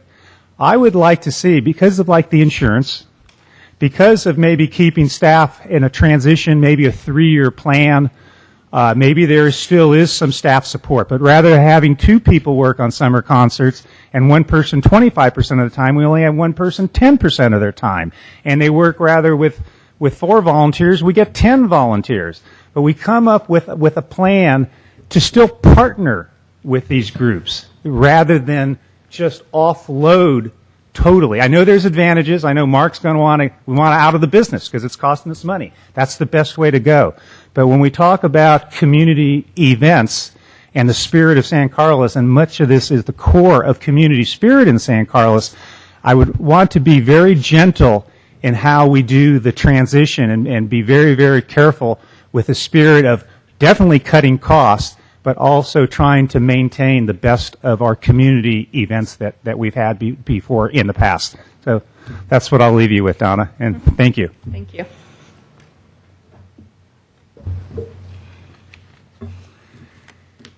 And third report is 8C. This is the history of the current Belmont San Carlos Fire Department. Mr. Mora? Thank you, Mayor and members of council. In the interest of time and the length of the agenda, we're not going to do a formal PowerPoint on this particular item. However, I'll be answering questions. As you probably recall from last meeting, this is a request from Vice Mayor Ahmad, who's one of the new members of the Fire Commission. And the purpose of this report is to give you some of the highlights of the origin of the Fire Commission, starting back when we had the Fire JPA in 1979, 1 year after Prop 13 passed, and each city had to close a fire station. And it takes you all the way up to the last meeting where the new chair of the Fire Board, Councilmember Klein, announced that he was going to put the discussion of the fire sharing formula on the March Fire Board agenda, along with a discussion of a more regional approach to fire services. So those are some of the highlights, but again, if the council has specific questions, I'll be happy to answer them. Yeah.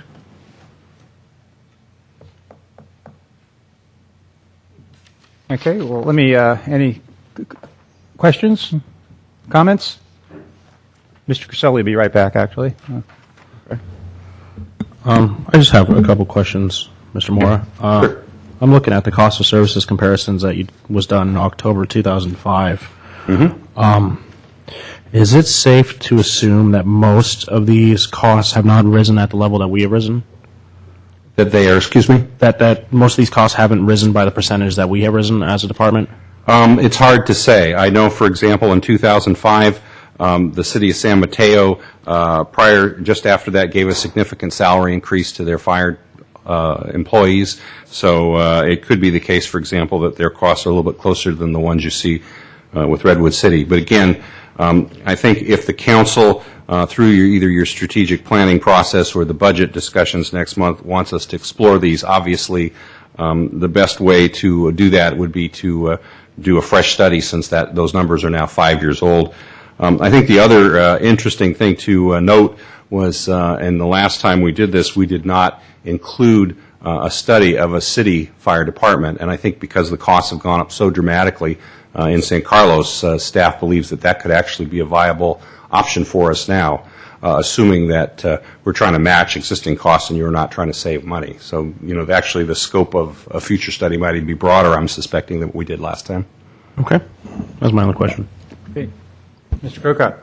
So the only question I have, it's more clarification. I think I know the answer. We have what's called a side fund that we have to deal with regards our retirement funding. Mm-hmm. And even if we contracted with another department or even taken one of these numbers, would we not have to add to this number whatever it cost us for the side fund? In other words, the side fund, when we look at what we pay right now for the Belmont San Carlos Fire Department, the money we're paying in, helps pay down that side fund. So we would still have that liability regardless of who we're doing service with. Well, actually, we had some interesting discussions with the actuary last time about what happens when an agency like this goes out of business, so to speak. And it's not clear, frankly, what happens with the side fund. That would probably have to be part of our study. Although I suspect what would happen if we went to another mode of fire service provision is there are going to be some one-time costs. For example, when we went through this process last time, we talked about divvying up the assets, the equipment, the buildings, the property, et cetera, and there were some one-time costs, for example, of paying off leases for certain pieces of equipment, et cetera. So I think really we would probably look at what are the ongoing costs of providing fire service, and then what I guess I would refer to as the wrap-up costs. And what Councilmember Grocott is describing would be one of the wrap-up costs. But again, when we talk with PERS and the actuary, it's fairly unique, apparently, to wrap up an agency. So there are some options in that category. Great. Sure. Mr. Mora, I have a couple of questions. Sure. The report starts in 1978. Correct. What did San Carlos do before 1978? In 1978, both the Belmont Fire Protection District and the City of San Carlos had 3 fire stations. And the purpose of starting the narrative in that year was to capture the fact that 1 year prior to the formation of the Fire JPA, each of the 2 agencies closed a fire station. So even prior to the formation of what was then known as South County Fire Authority, both San Carlos and Belmont went from 3 stations to 2, which is the format we have today. Right. And so the City of San Carlos was operating its own fire department? Correct. Okay. As was the Belmont Fire Protection. And so then both cities closed a fire department and said, hey, let's join up. Correct. In the following year. That's then correct. we have South County Fire. Correct. Now, moving a little bit further, I'll go get groceries, and I'm pretty certain that I'm similar to virtually every other council member here, that we get emails saying safety is very important and don't touch it. And we also get emails saying put something on the ballot, we'd support it. But now I'm looking at this report that says in 2003 we had a ballot initiative. What happened? We had a ballot initiative in 2003, and basically we were attempting to raise money to put more money towards fire, and what the fire board at the time said was that if the measure failed, which it did in both communities, that we would eliminate the so-called fifth company, which was a shared ladder company between the 2 communities. That eliminated 9 sworn positions and 2 clerical positions, 11 positions. And in fact, what happened is when that measure lost in November of 2003, the following month, the 4 elected officials on the fire board did, in fact, eliminate those 11 positions, although at the time, the fire department and the 2 cities worked with other fire departments that had vacancies, so most of those individuals, as I recall, actually got jobs with other agencies fairly quickly. Mr. Moore, unlike Measure U, which was a measure for a general fund tax and needed 50% plus 1 vote, this particular item was a specific tax specific to fire protection. Is that correct? That's correct, and that's why it needed a 2/3 vote. It needed a 2/3 vote. I'm asking for a little bit of history. Why do you think it lost? I guess that's a hard question to answer. I mean, it had significant support. Unlike the second fire measure, this measure was done across both agencies, so sort of authority-wide, if you will. As I said, it got to 62%, didn't quite get to 2/3. And there was some opposition to the measure. And again, my experience in this community is whenever there's opposition to a measure, particularly if it's a 2/3 measure, it tends not to pass. I think the last time this city passed a 2/3 measure was the library measure in the late 1990s.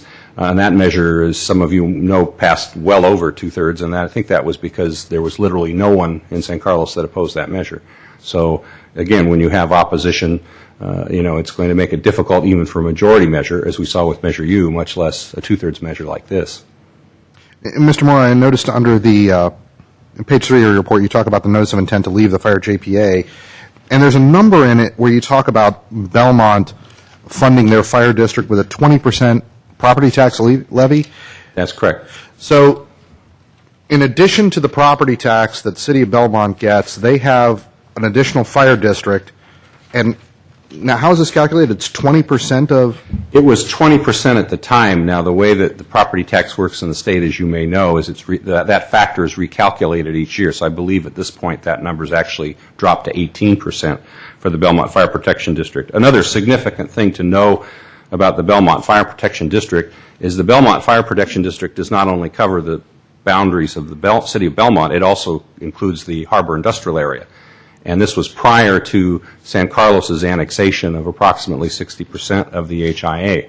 And indeed, there was some discussion when the letter of intent to dissolve the JPA occurred from one of the elected officials in Belmont about one of that particular person's reason for voting to send the letter, quote unquote, was because the city of San Carlos annexed a chunk of the HIA, and hence there was less money available for fire services in the Belmont Fire Protection District. Now, at that point in time, according to the record, there was still an annual surplus in the Belmont Fire Protection District in terms of revenue coming in versus their share of fire costs. But nevertheless, there was a strong feeling with at least one council member in Belmont that the two items were related.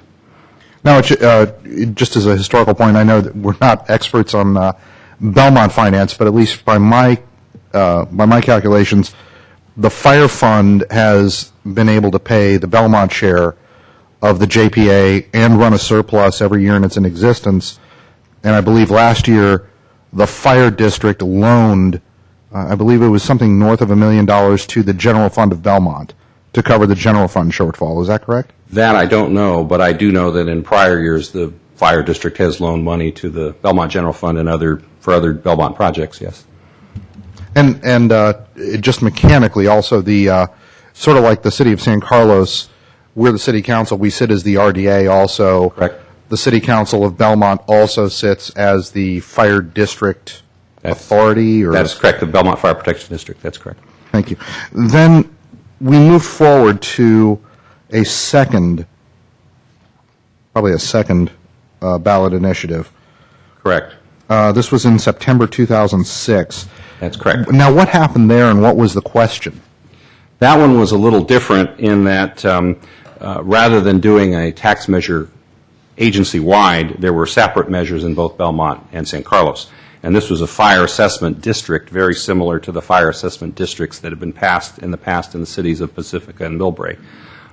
In this particular instance, the measure lost in both communities. And as you see in the staff report, there was a so-called amended JPA. Basically, one of the conditions of the amended JPA was that if the measure won, San Carlos would enter into a new fire formula. If the measure lost, the contributions would remain at 50-50.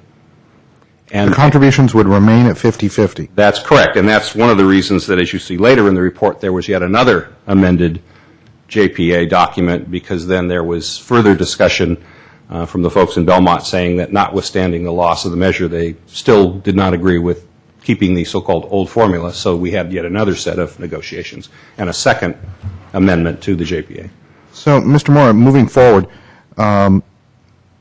what you say on page 6 toward the end of the report is that, ignoring our share, but our costs have shown an increase of about, I'll round up, 19.5%, I can round it up to 20%. Correct. But Belmont has not gone up, not nearly that much. They've gone up about 5%, I'll round it up. That's correct. Interesting set of numbers. One of the questions I have for you, Mr. Moore, in looking at this JPA and others, one of the parts of the four-part formula is assessed valuation. Correct. In your experience, is this a common portion in a formula? The discussion of assessed valuation and population was initially introduced by a consultant hired by the city of Belmont during the fire study.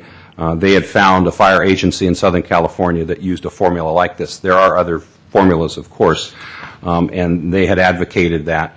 I think during the negotiations under both the first amended JPA and the second amended JPA, there were many different variations on a theme of the formulas. And I think that, as I note towards the end of the report, obviously Fire Board Chair Klein has already requested that the fire formula be revisited yet again.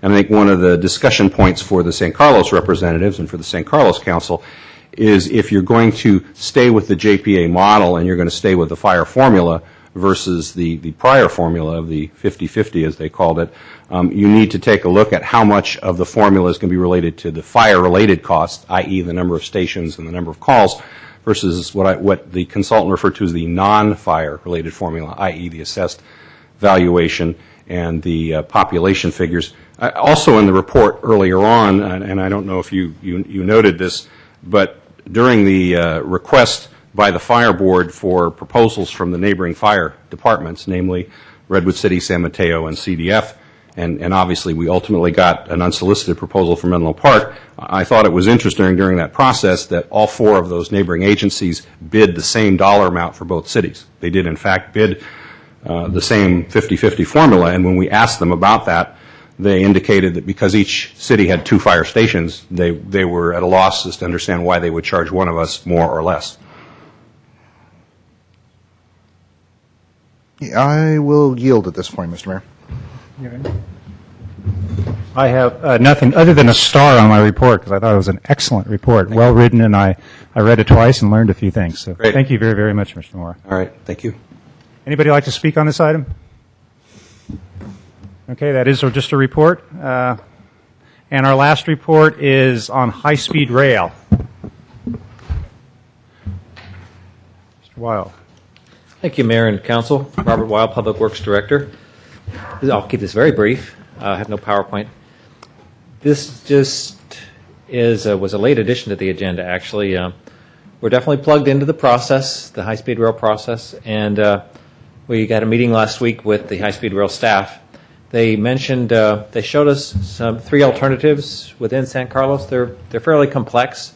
One would go underground, one would use the existing grade separation, and one would go even higher than the existing grade separation. So we suggested that they have a meeting with the community where they do the talking, because I don't want to try to have to explain it to the community. It's very complex and a lot of engineering issues involved. And that would happen in early April. And what we'd do then is staff would be at that meeting. The council, of course, could and probably would attend. You come to almost all these things. And we take notes about what is shared by the community, add staff's commentary, and then turn it back into the high-speed rail. During that time, we will be in the middle of a 45-day comment period on this alternatives analysis. And that's the problem we're trying to solve, is how do we get our comments from this community into that alternatives analysis process. They made it clear that the alternatives analysis isn't to pick an alternative, it's to kind of illuminate all of the alternatives and find out opportunities, constraints, problems, benefits from all of them. So I'm glad to answer any questions. Questions? Comments? Is one of their alternatives to stop the rail in San Jose? No, it is not. It's not one of their alternatives. No, Dominic Spaethling, the Peninsula manager for the high-speed rail project, I think I can quote him to saying that if that were an alternative to be studied, then there would be no high-speed rail project because the ballot measure called for it to go from San Francisco to L.A. So that would not be consistent with their project, with their charter. I just had a quick question. When you say actually raise the rail, so actually the berm would actually go higher then? Going up higher would actually not be a berm, but would be a structure, a viaduct. Would you? So Well, that reminds me of a story, but I won't.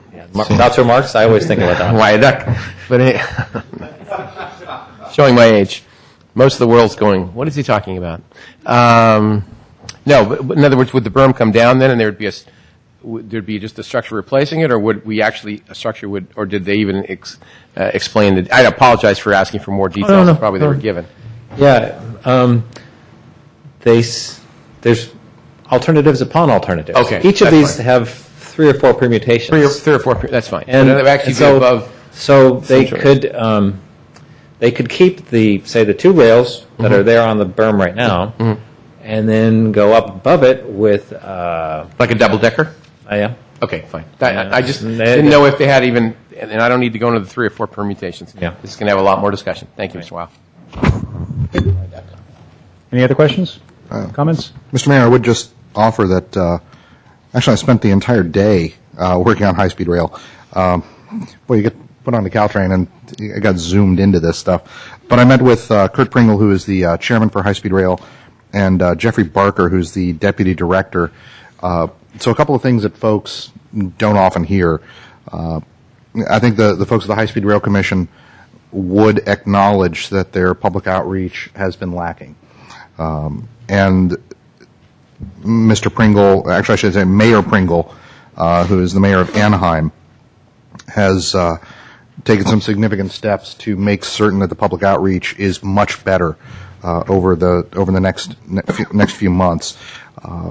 Mr. Barker is one of the people who has put himself out to say, when you need something, please let us know, and we'll get more information. I think the EIR is still very early. They are still looking at alternatives. They truly want to find a way to make this work.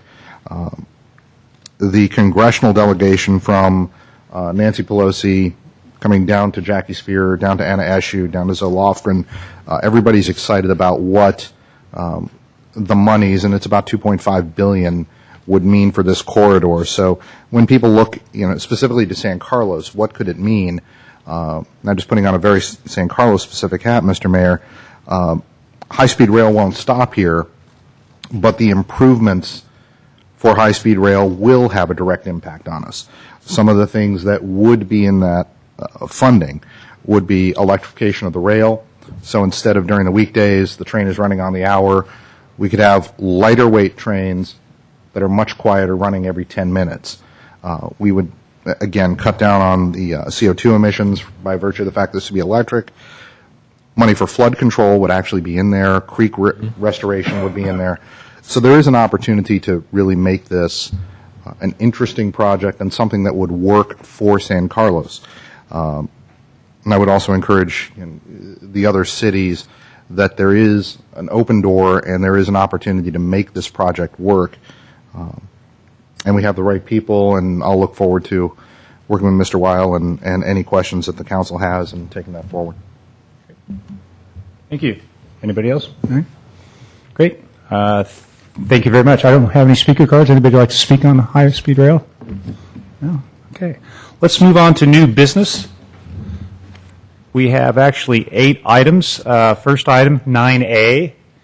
It's consideration and consent decree and settlement agreement regarding San Francisco Baykeepers versus City of San Carlos versus U.S. District Court, Northern District, case number 2009 CV 05677, a resolution authorizing the city manager execute on behalf of the City of San Carlos. Robert. Or Mr. Rubin. I'm going to start off the report on this. As the council may know, and the public may know, the City of San Carlos received a notice of intent to sue letter in September of 2009, which is the first part of a process in order to sue a public agency under the Clean Water Act. Immediately after we received that letter, I began discussions along with staff to discuss the nature of their letter and what that meant for the City of San Carlos. The Clean Water Act has some fairly severe provisions for penalties and fines for violations of the Clean Water Act. They, depending on when an SSO, a sanitary sewer overflow, occurred that may have entered the waters of the United States, depending on when that happened, it could be $32,500 per day per violation or $37,500 per day per violation. So it became clear that it was some serious allegations and some serious penalties could be imposed against the city. With that in mind, we entered into negotiations with San Francisco Baykeeper to see if there was a way to enter into a reasonable settlement that met the requirements of the City of San Carlos, and you'll hear more about that from Robert, what the city had been undertaking before we even got this letter, and the issues of how to deal with litigation that could be very expensive. We were not the first agencies to be sued under the Clean Water Act in San Francisco area. The City of Richmond, City of Burlingame, Town of Hillsborough, and the Burlingame Hills Sanitation District were all defendants in suits brought by the San Francisco Baykeeper Group. Each one of those cities took a different tact in dealing with it. Some cities litigated and fought in the courts, tried to get their case dismissed. The result of those were different for each city, but ultimately each city entered into a consent decree with the San Francisco Baykeeper, such as what you have before you. Our consent decree has some dollar values attached to it that are directly related to the settlement, in addition to the cost of compliance, which again is essentially something the city was going to do anyway. The consent decree payments include, and these are common to all the consent decrees, by the way. The amounts are different, but these terms are all in each of the consent decree.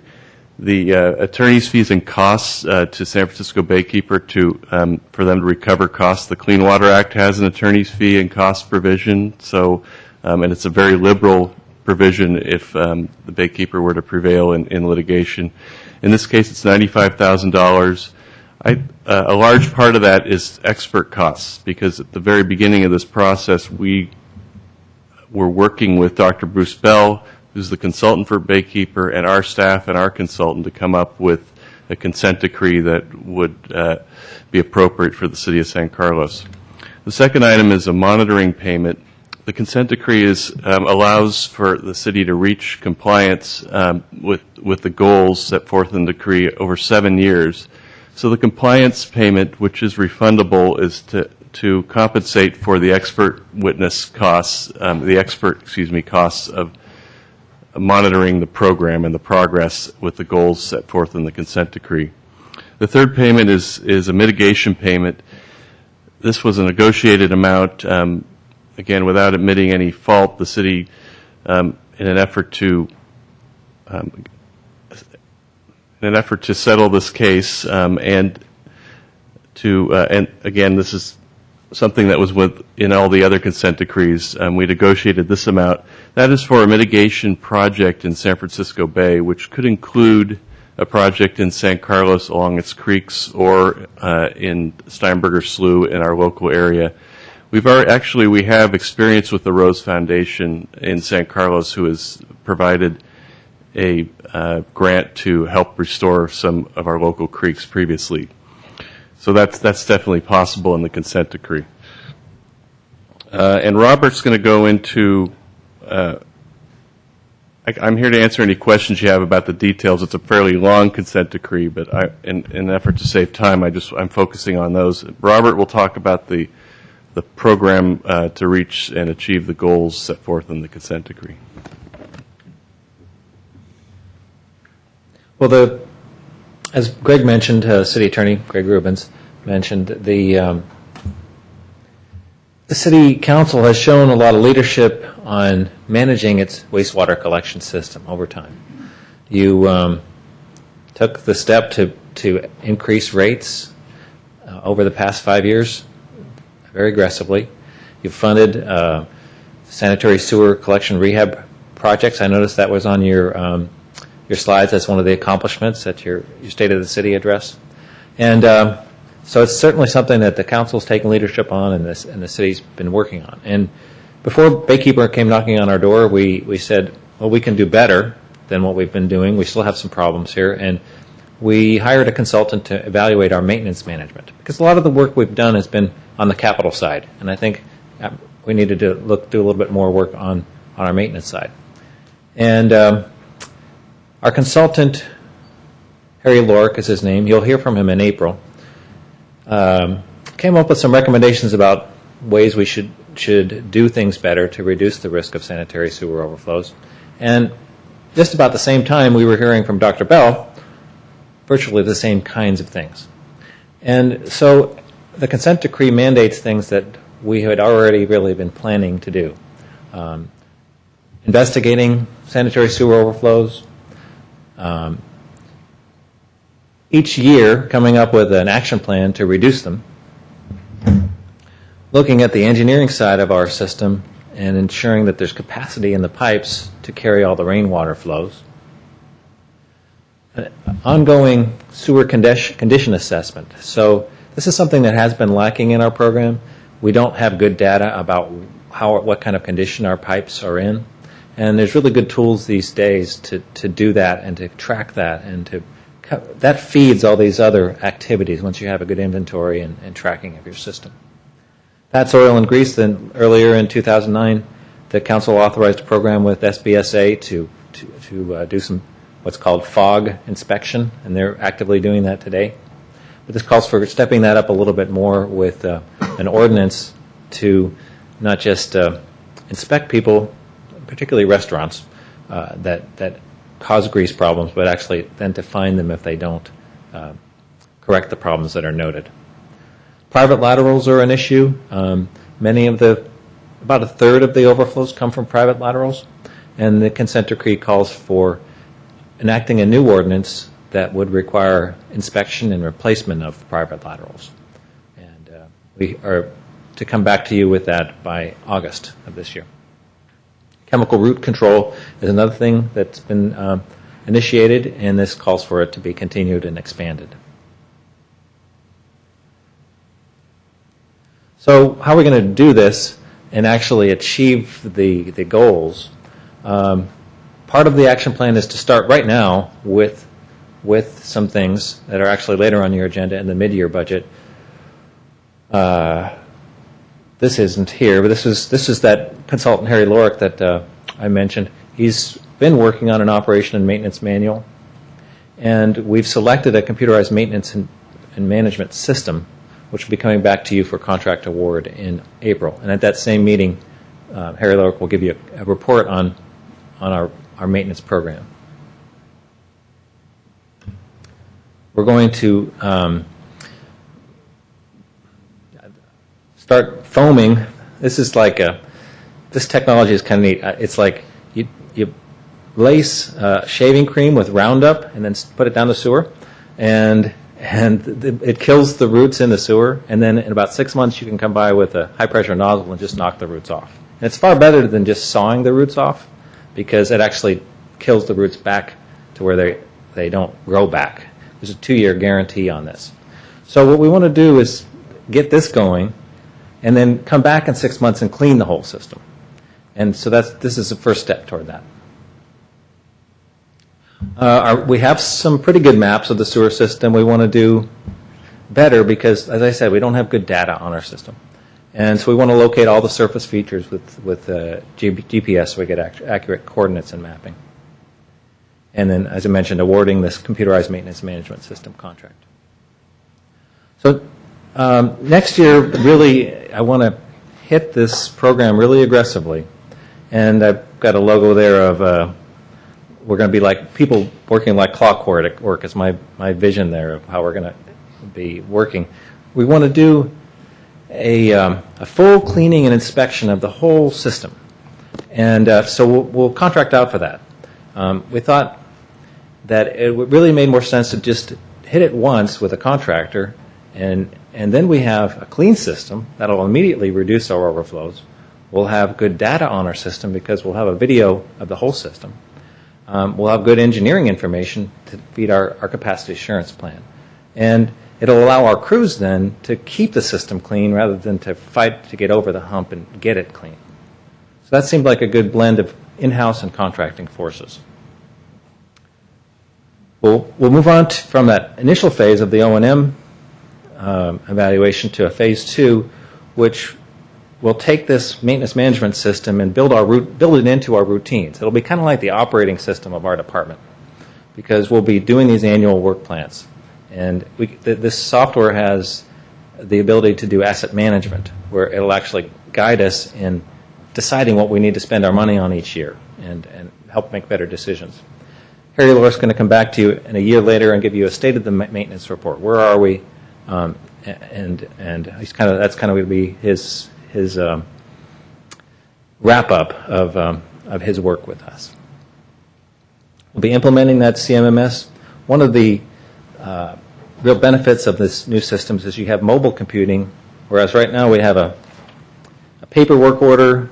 It goes out to the field. It comes back. Somebody has to enter it into the computer. We're going to be able to have the crews will have a laptop where they'll get their work orders. They'll actually be able to see what they're doing a lot better because they'll have the maps on their laptops. They'll just indicate how much time it took to do these work orders, and then we'll be able to better manage our costs, because we'll really be able to track what we plan to do, what we actually did, and what it costs, and what we are going to do next year. Tell them I'm kind of excited about this. And, and then this is a lot of the cost comes from this increased preventive maintenance. And so we are calling for 3 additional maintenance staff, 1 senior maintenance, 1 supervisor, and 2 workers, and a new hydro flush truck. And they will just be out there cleaning the sewer, just like painting the Golden Gate Bridge, starting from one end and going to the other and starting all over again. That's really what it's going to take to keep this system clean and reduce these overflows.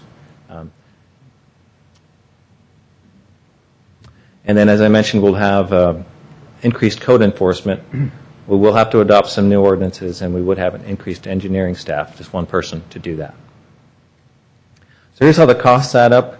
The one-time costs are almost $2 million. That cuts into your unrestricted balance by a little more than half, actually. The ongoing compliance costs end up being $568,000 per year, which drives a needed rate increase of 7%. So here's how the rates break out, and I'm covering both 8A and 8B in this report here. Currently, the single-family residential rate is $525 a year, and it would go up to $561. So, and all these others would be comparable, same percentage increase. The factors driving up the rates: the ongoing rehabilitation of the wastewater collection system, which we've been doing but need to keep doing; the SBSA capital program, which is very substantial; the collection system preventative maintenance, which I talked about; and then once we've done this capacity assurance plan, we will probably need to make some capacity improvements, and we don't know what those costs are. We won't know those until a couple years, actually, from now, until the engineering study is done. We'll have 7 years to do that. So I'm sorry, but there will be continued upward pressure on the sewer rates. In terms of a rate comparison, really we're right in the ballpark with our neighbors, a little bit lower on a couple of rates. And Redwood City and Belmont are both proposing 9% hikes. We're looking at 7% this year. But I would expect that we'll be looking at rate hikes in this range for the next few years. That's what it looks like. So that got some more slides, but I can wrap it up there. Thank you very much. Why don't I have a couple speaker cards. Let's take those first. Suzanne Emerson and Jason Flanders. Suzanne? Been answered? Great, thank you. Jason?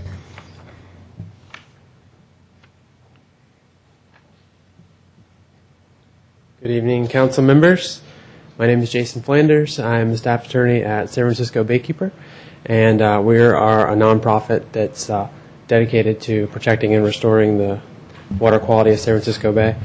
I really came here tonight to sincerely thank staff for all of the great collaboration and hard work they have displayed in this process, and taken this opportunity to really show their commitment to water quality protection and establish a comprehensive program, long-term solutions for the system. So simply, I hope you do accept staff's recommendations, and I just wanted to make myself available to answer any questions you may have from Baykeeper, with the caveat, of course, that Dr. Weil is the expert on your system, and I fully support his recommendations. Great. Thank you for sharing your time coming this evening. Okay, any questions, comments here from council? Mr. Klein?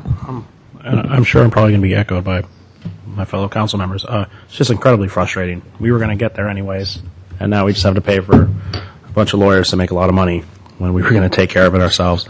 After I got elected, I met with Robert Weil, our planning director, or our public works director, and sat and we talked sewer for an hour. I didn't know you could talk about sewers for an hour, but apparently we didn't even get past the tip of the sword.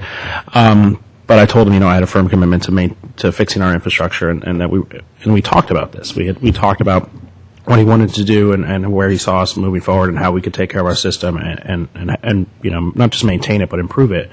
And now we're just going to have to spend money that we probably didn't have to spend because we were going to do it anyway. So I'm going to vote for it. It's frustrating. It really is it's a waste of money in my mind because we were going to do it anyways. Okay, thank you. Other discussion? Well, I just want to make the point that as Mr. Rubin said, other cities decided to do it in different ways. Some of these cities were smaller than ours and ended up spending hundreds of thousands of dollars more than we will be spending. I hate to say it's a cost of doing business, but there's a federal law, and we're going to comply with that federal law. Perhaps we had to be pushed into it, but which is very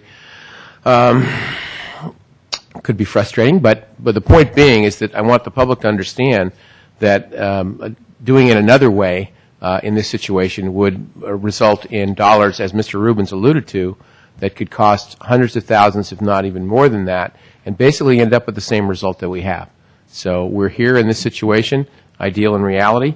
It's the reality of what we're going to do, and so I'm going to be voting for this issue tonight to move on with our sewer projects and make sure that we're in the future compliant with all the laws of the federal, state, and local governments. Thank you. Mr. Grocott? Yeah, I see no other way than to vote in favor of this, and I do appreciate the work that Mr. Rubin's put into it, and also Mr. Weil. I was duly impressed with your plan and even your little icon. It's very nice. But with regards to baykeepers, maybe this might sound rude, but I see this as a little bit of extortion almost, just to keep an organization going. I can understand the need for an organization like baykeepers to have compliance. I'm sure there's problems with people spilling into the bay and so forth, but it's not like this city was not doing due diligence already, as Mr. Klein talked about. I know I've been on council for almost 9 years now, and we've been working on sewers ever since I've been on council, trying to bring down the numbers of spillages and so forth. And I think especially when Mr. Weil came on board about a year ago or so, that plan was ramped up. So it's unfortunate we have to pay this fine, if you will, for something that we already had a plan for and that we were in the midst of doing, but so be it. Mr. Mayor, Thank you, Mr. Grocott. Mr. Mott?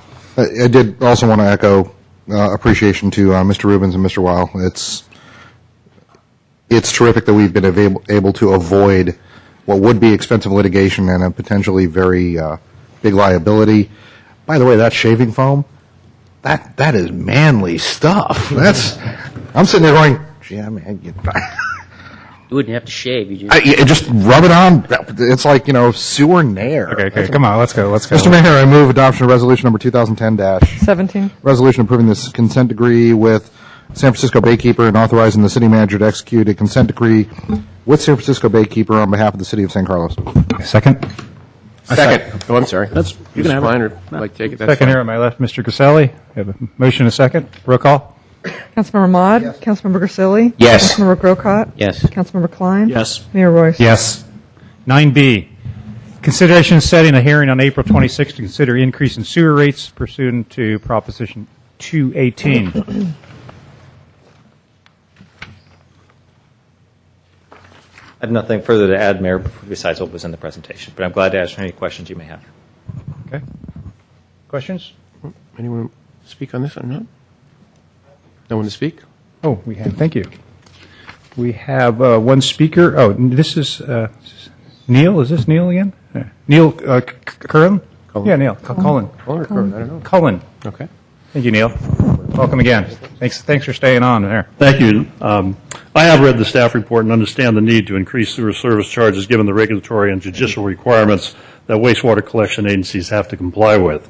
I suggest that staff also review and possibly bring revisions in the ordinance code to your council for consideration relating to garbage disposals and grease that is placed into the collection system. As Mr. Weil explained earlier, grease can be a major cause of stoppages and overflows, and garbage disposals allow material into the collection system that normally could be recycled and composted.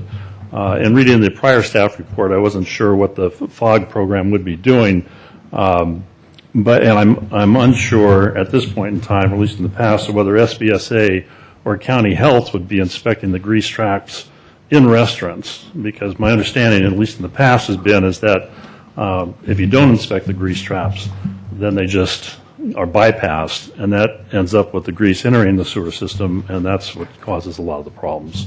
And so that's all I have to say, and thank you for listening. Great. Appreciate you coming. Thank you. Mr. Mayor, move adoption of resolution number 2010-18. Resolution of the City Council of the City of San Carlos authorizing a notice of hearing for increase in sewer rates pursuant to Proposition 218. Second. Okay. First and second, roll call. Councilmember Ahmad? Yes. Councilmember Grisilli? Yes. Councilmember Grocott? Yes. Councilmember Klein? Yes. Mayor Royce? Yes. So we're on to 9C. This is consideration of the draft general plan, implementation plan. Mr. Savay.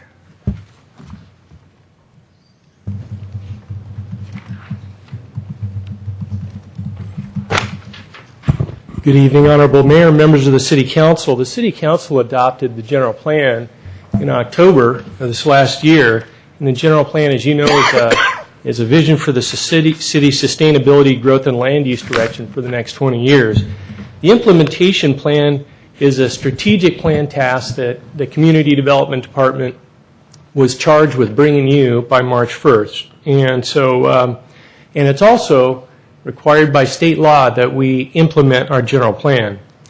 The actions of this implementation plan and the general plan are tailored to implement the vision for each one of the different elements of the general plan. So, for instance, you'll have some to implement the environmental management element or the land use element. The climate action plan also has various actions, and what we did is we combined the climate action plan and the general plan together, and there's over 300 different actions that are combined in this implementation document. And all the actions have been vetted by each department head and each department in terms of their cost and phasing and responsibilities. What you see on the screen is a description on how to use this plan. This is a couple of pages into the document. Essentially, this is the toolbox explaining how to use the implementation plan. And under implementation or implementing actions on the left-hand side, you'll have the different explanations. The LU equals land use element and such, and it talks about the use of the actions. In terms of cost to the city for implementation, the costs here are presented in very broad terms. Costing for each action will be further clarified and brought back to you as these actions are implemented. In terms of timing, the phasing program is more rigorous in the first 10 years of the general plan implementation plan. The reason for that is it's easier to see out about 10 years. Things get a little more fuzzy as you get past 10 years. So as we get closer to that second decade, things will come into better focus.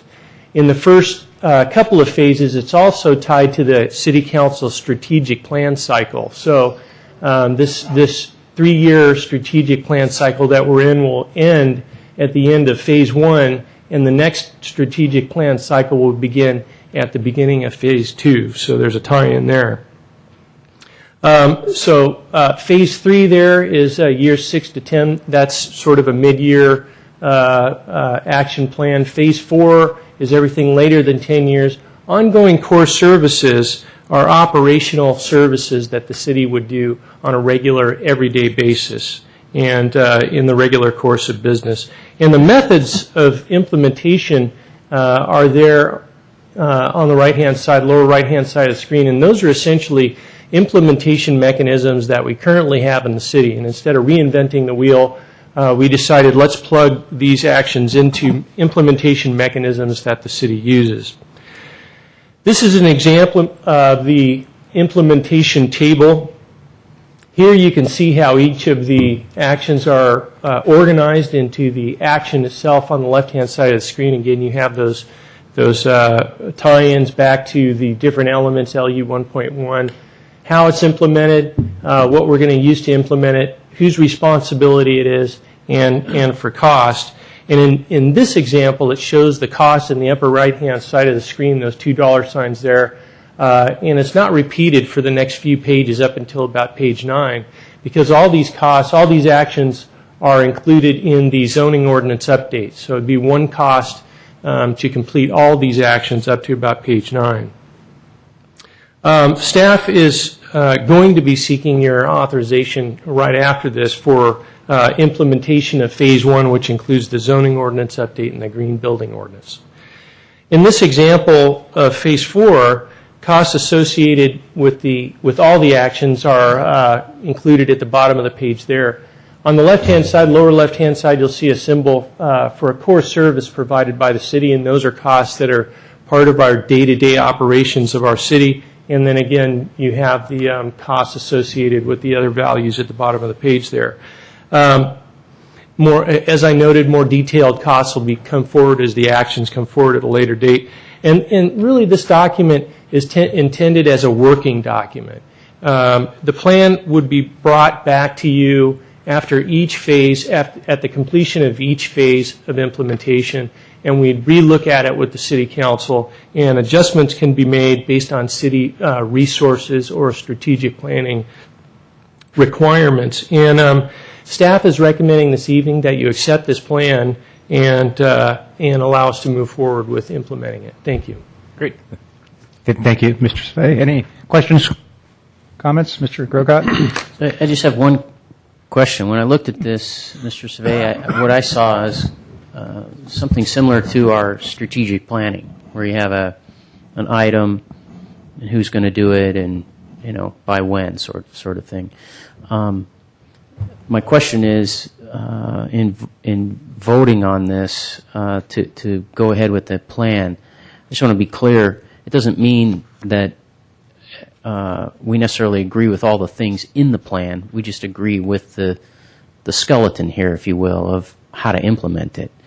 I'll use just to make my question maybe a little more clear, I'll use an absurd example. Let's say in here it said one of the action plans is to paint all houses in San Carlos pink by 2011.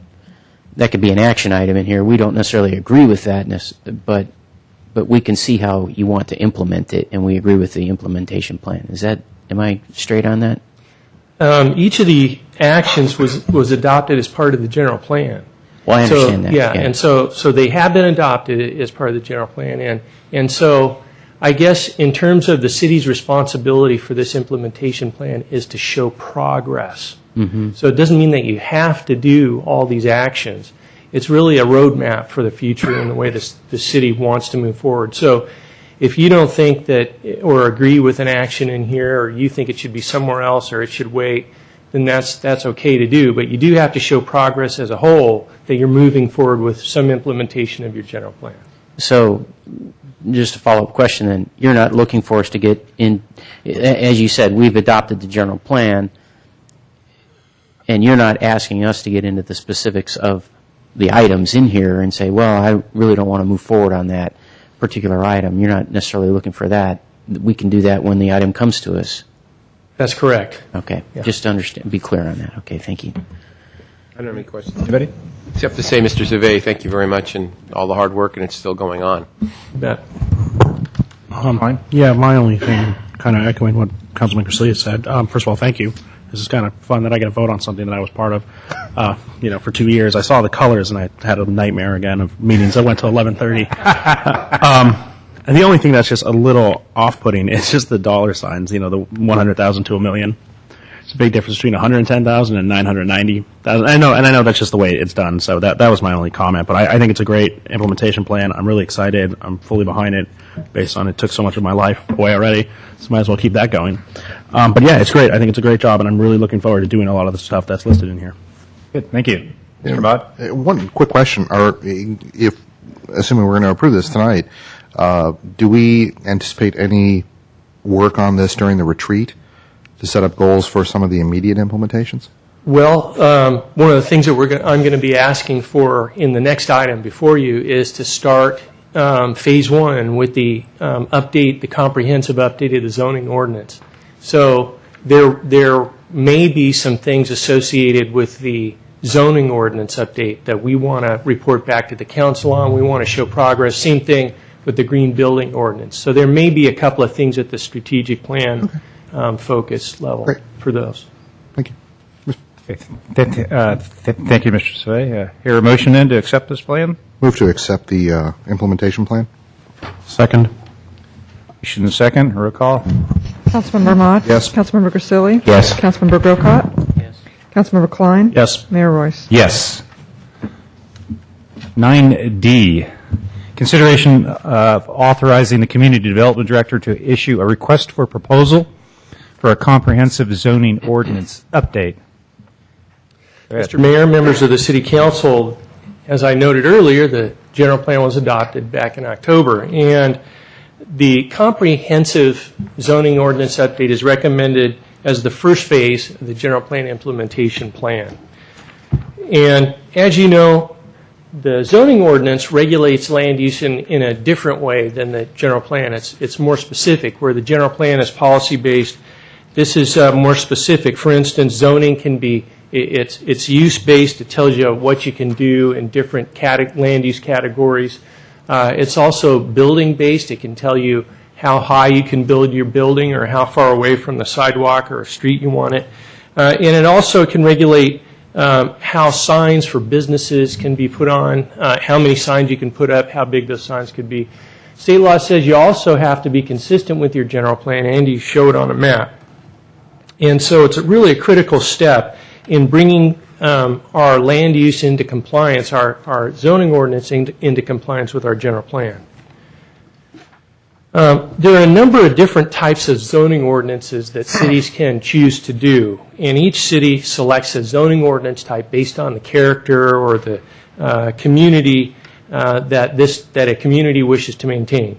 Now, for this one, it shows you Action LU 8.1 of the general plan, and the city's current zoning ordinance is conventional and it's use-based, and I'll touch on that in just a second. But Action LU 8.1 of the general plan was derived, from several community meetings and GPAC discussions. And they focused on the physical appearance of the community and how new development needs to fit in with the community character. And from these discussions, it was clearly evident that there is a strong community desire to ensure that appearance of new development and design in our community is well managed, and that mistakes are avoided. As I noted, our current code is a conventional code, and at the top of the screen it shows you what I mean. It specifies in words how you can develop a property. An example of our code language you see there is for a commercial zone, and it's all in words. It tells you the height, but it doesn't show you what to do and what the community wants to do. They're really focused, these conventional standards, or the conventional zoning codes in our current zoning code, is focused on numerical standards such as setbacks, and it really is intended to prevent problems from happening with these through enforcement of these numerical standards. Now, form-based codes have emerged as a new and effective way to focus on how communities want their buildings to look and their built environment to look, as opposed to saying, here's what we don't want to happen.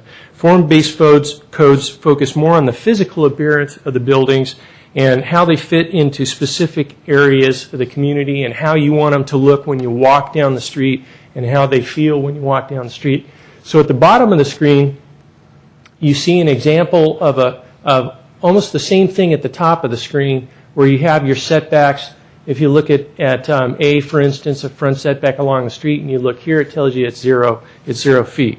So it looks a lot different. In general, people find that form-based codes are easier to use than conventional documents, zoning documents, because they're much shorter, they're more concise, they're more well organized, and there's a lot of visual access and readability in these codes. And you don't have to be a city planner to determine if you're in compliance with the code. You can just look at these pictures and tie them back to numbers. One of the things that's also recommended is a web-based code. So in addition to the form-based, that we go with a web-based code. And a web-based code can offer several features that promote user-friendliness and understandability for the general public. In addition to the standard text, you can include far more illustrations and graphics because it's a lot easier to upload something onto the web as opposed to sending something out to a printer.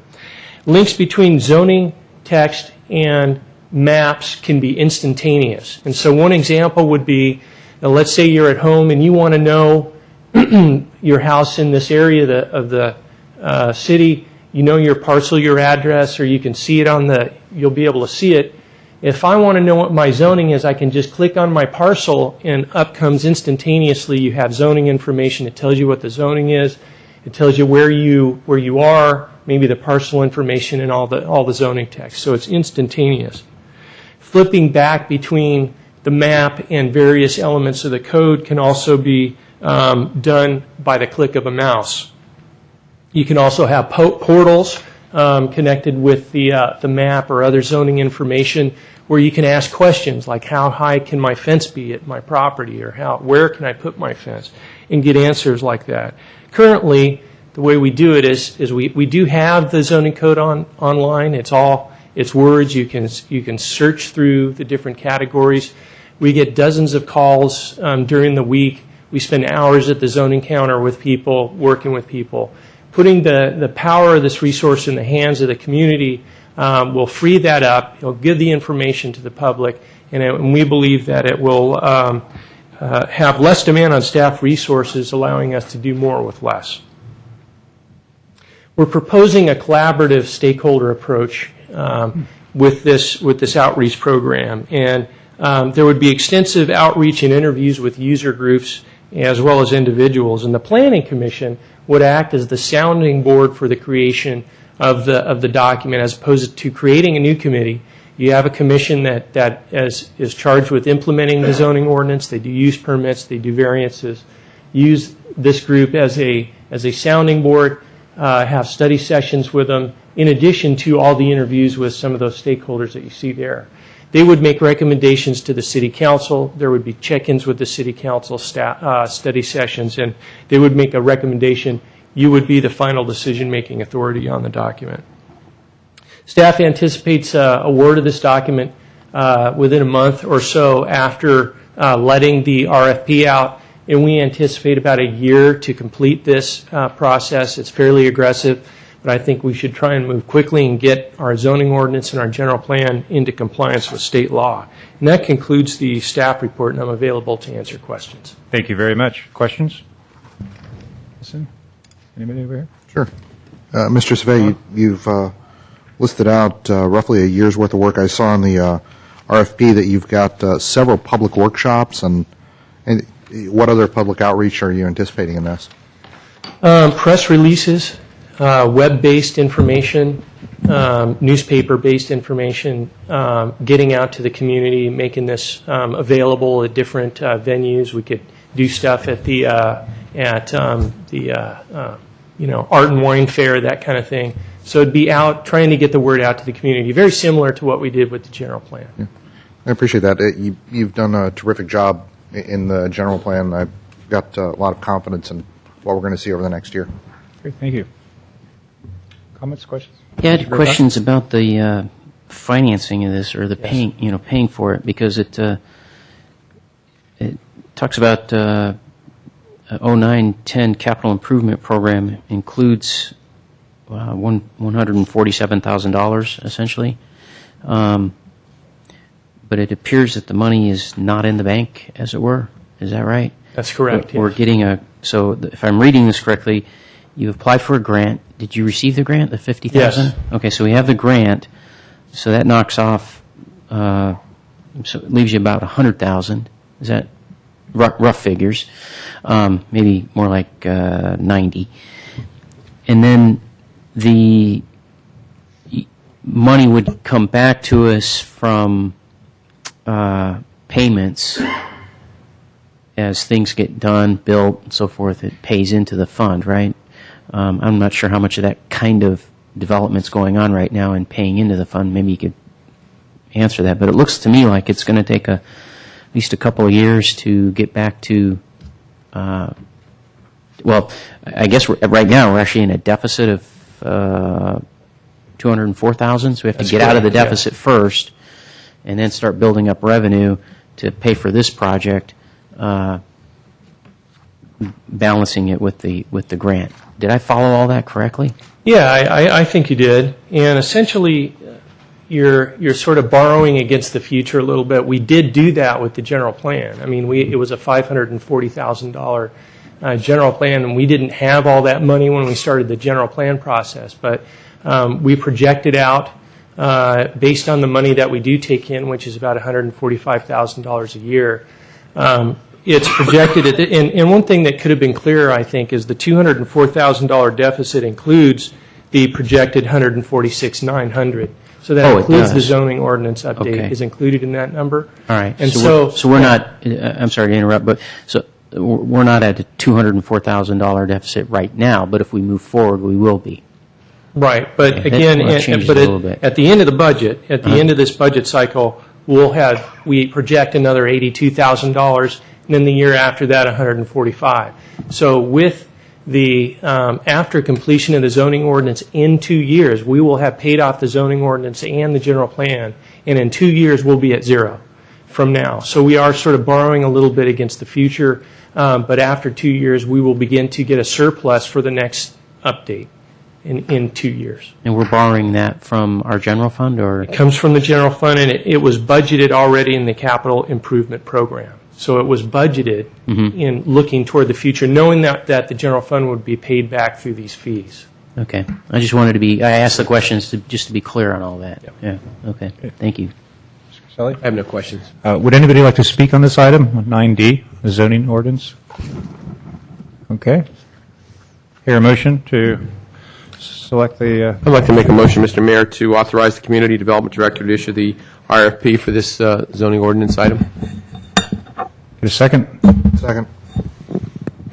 Motion second. Roll call? A little bit of discussion on that. Hang on.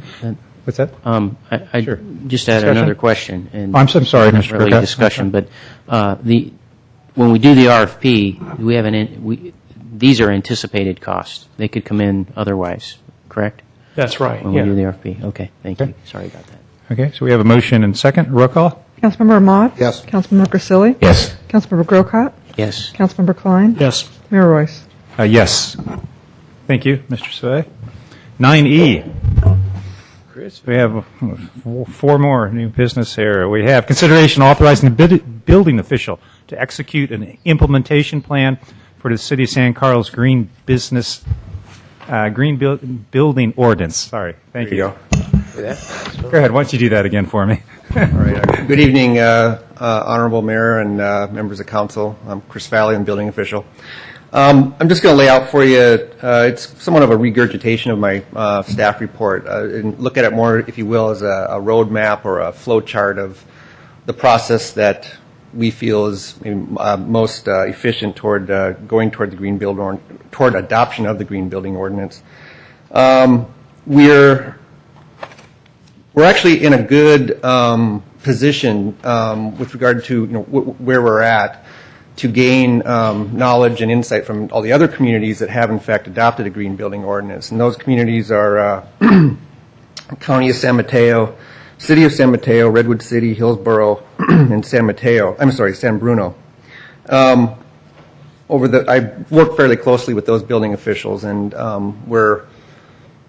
we've gained, I've gathered information from their ordinances, and that's actually step one of the 11 steps I'm just going to talk briefly about. And then there's some sidebar items that I'd like to discuss also very briefly. But so the first is to gather information on the other ordinances and to apply maybe a best practices toward the City of San Carlos with regard to our green building ordinance.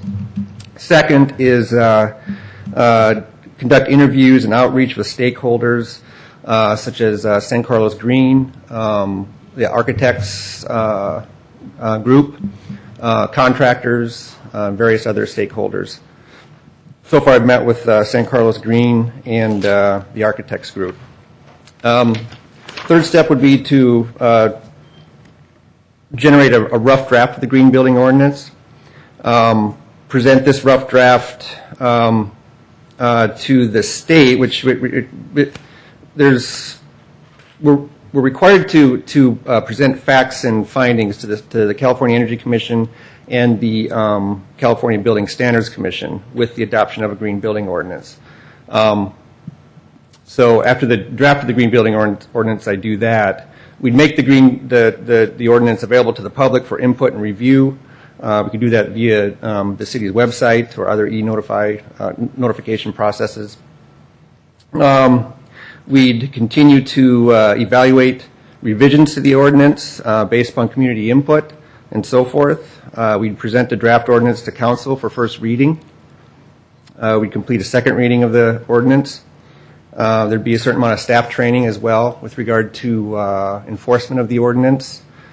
And that's somewhat ongoing. And to date, we've had some generous offers from Build It Green who have provided us with some training opportunities that have been beneficial and so forth. We'd test the ordinance through either a 6-month or 1-year voluntary period to allow the community to catch up, so to speak. I think the group that we're going to probably reel in most here would be, from what I'm gathering, the contractors. I think that might be kind of the loose fringe of people that may be better educated from a green building ordinance. And then afterward, implement and enforce the ordinance after the voluntary period, assuming you choose to go with the voluntary period. The idea is for the process to be collaborative. Creating new green building ordinance would be done in-house by staff. We have somewhat limited resources, which I'll get to later. So that's kind of the flow chart, if you will, of the process toward going toward the green building ordinance. There's just a couple sidebar items I'd like to mention, and I'd be somewhat remiss without mentioning that we are looking at some limited resources here in the building division specifically. June 30th, we're looking at the exodus of one inspector. More than likely that inspector will leave sooner than that. He's a bright, talented individual who will more than likely find employment elsewhere. There's unknowns with regard to future budget and future staffing of the building division. So all of that, like I said, I'd be remiss without mentioning it because that impacts how we go down this road. Council has adopted a 2-tier process toward our green building ordinances, our green building ordinance. This technically can be addressed with one ordinance. A 2-tier approach requires facts and findings to be presented to California Energy Commission and the Building Standards Commission twice. Whereas with one ordinance, we can address both the 15% above minimum energy and have the ordinance. So you can kill 2 birds with 1 stone that method. I'm just throwing it out there as a process that's a little more efficient.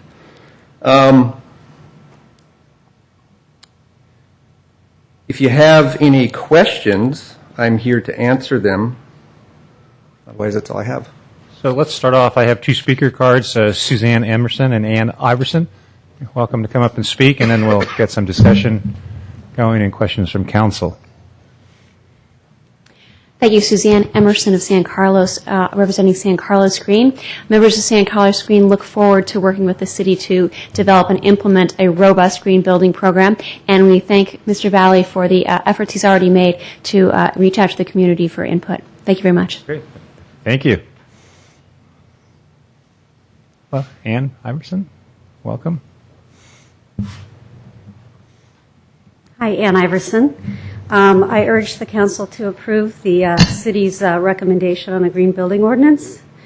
As we know, it's the least cost method for reducing our carbon footprint. It is the second highest return on investment in the Climate Action Plan. The costs proposed are very reasonable and pretty much in line with what San Carlos Green came up with last year during the CAP process. And I very much appreciate the inclusive and transparent process that they came up with, that Mr. Valius proposed. I would recommend that perhaps this process include a forum where all stakeholders are at the table so that any differences or issues could be discussed openly. Thank you. Great. Thank you very much. Council, questions, comments? Mr. Grocott? I would like to have an idea of what kind of things we're talking about. What would be different with our code from where it is today to where it might be? I realize it's something that you'd have to work on and you have to go through this collaborative process and so forth. But what kind of, from what you've seen of other codes in other cities, what kind of things are we talking about? Primarily, for me to answer your question, I'd have to address the weaknesses of the California Green Building Code. And that's, in my opinion, there's other opinions of what the weaknesses are, but I believe the primary weakness of that code is energy. You're going to see increased requirement in energy with regard to what's being built. It can be the California Green Building Code has a two-tier process that's, or not, it has a tiered process that cities may implement into their green building ordinance with regard to 15% above Title 24 energy or 30% above, which is fairly high. It also encourages communities to reel in more types of projects other than what the Green Building Code states. So they kind of give us full reign of enhancements that we can make to the Green Building Code. I'm not sure if have you read it, Mr. Grocott, or no? No. Okay. There's 5 to 6 components of it. You know, planning, layout, energy, interior air quality. Actually, one item on our ordinance already addresses one item, which is the C&D element of the Green Building Code.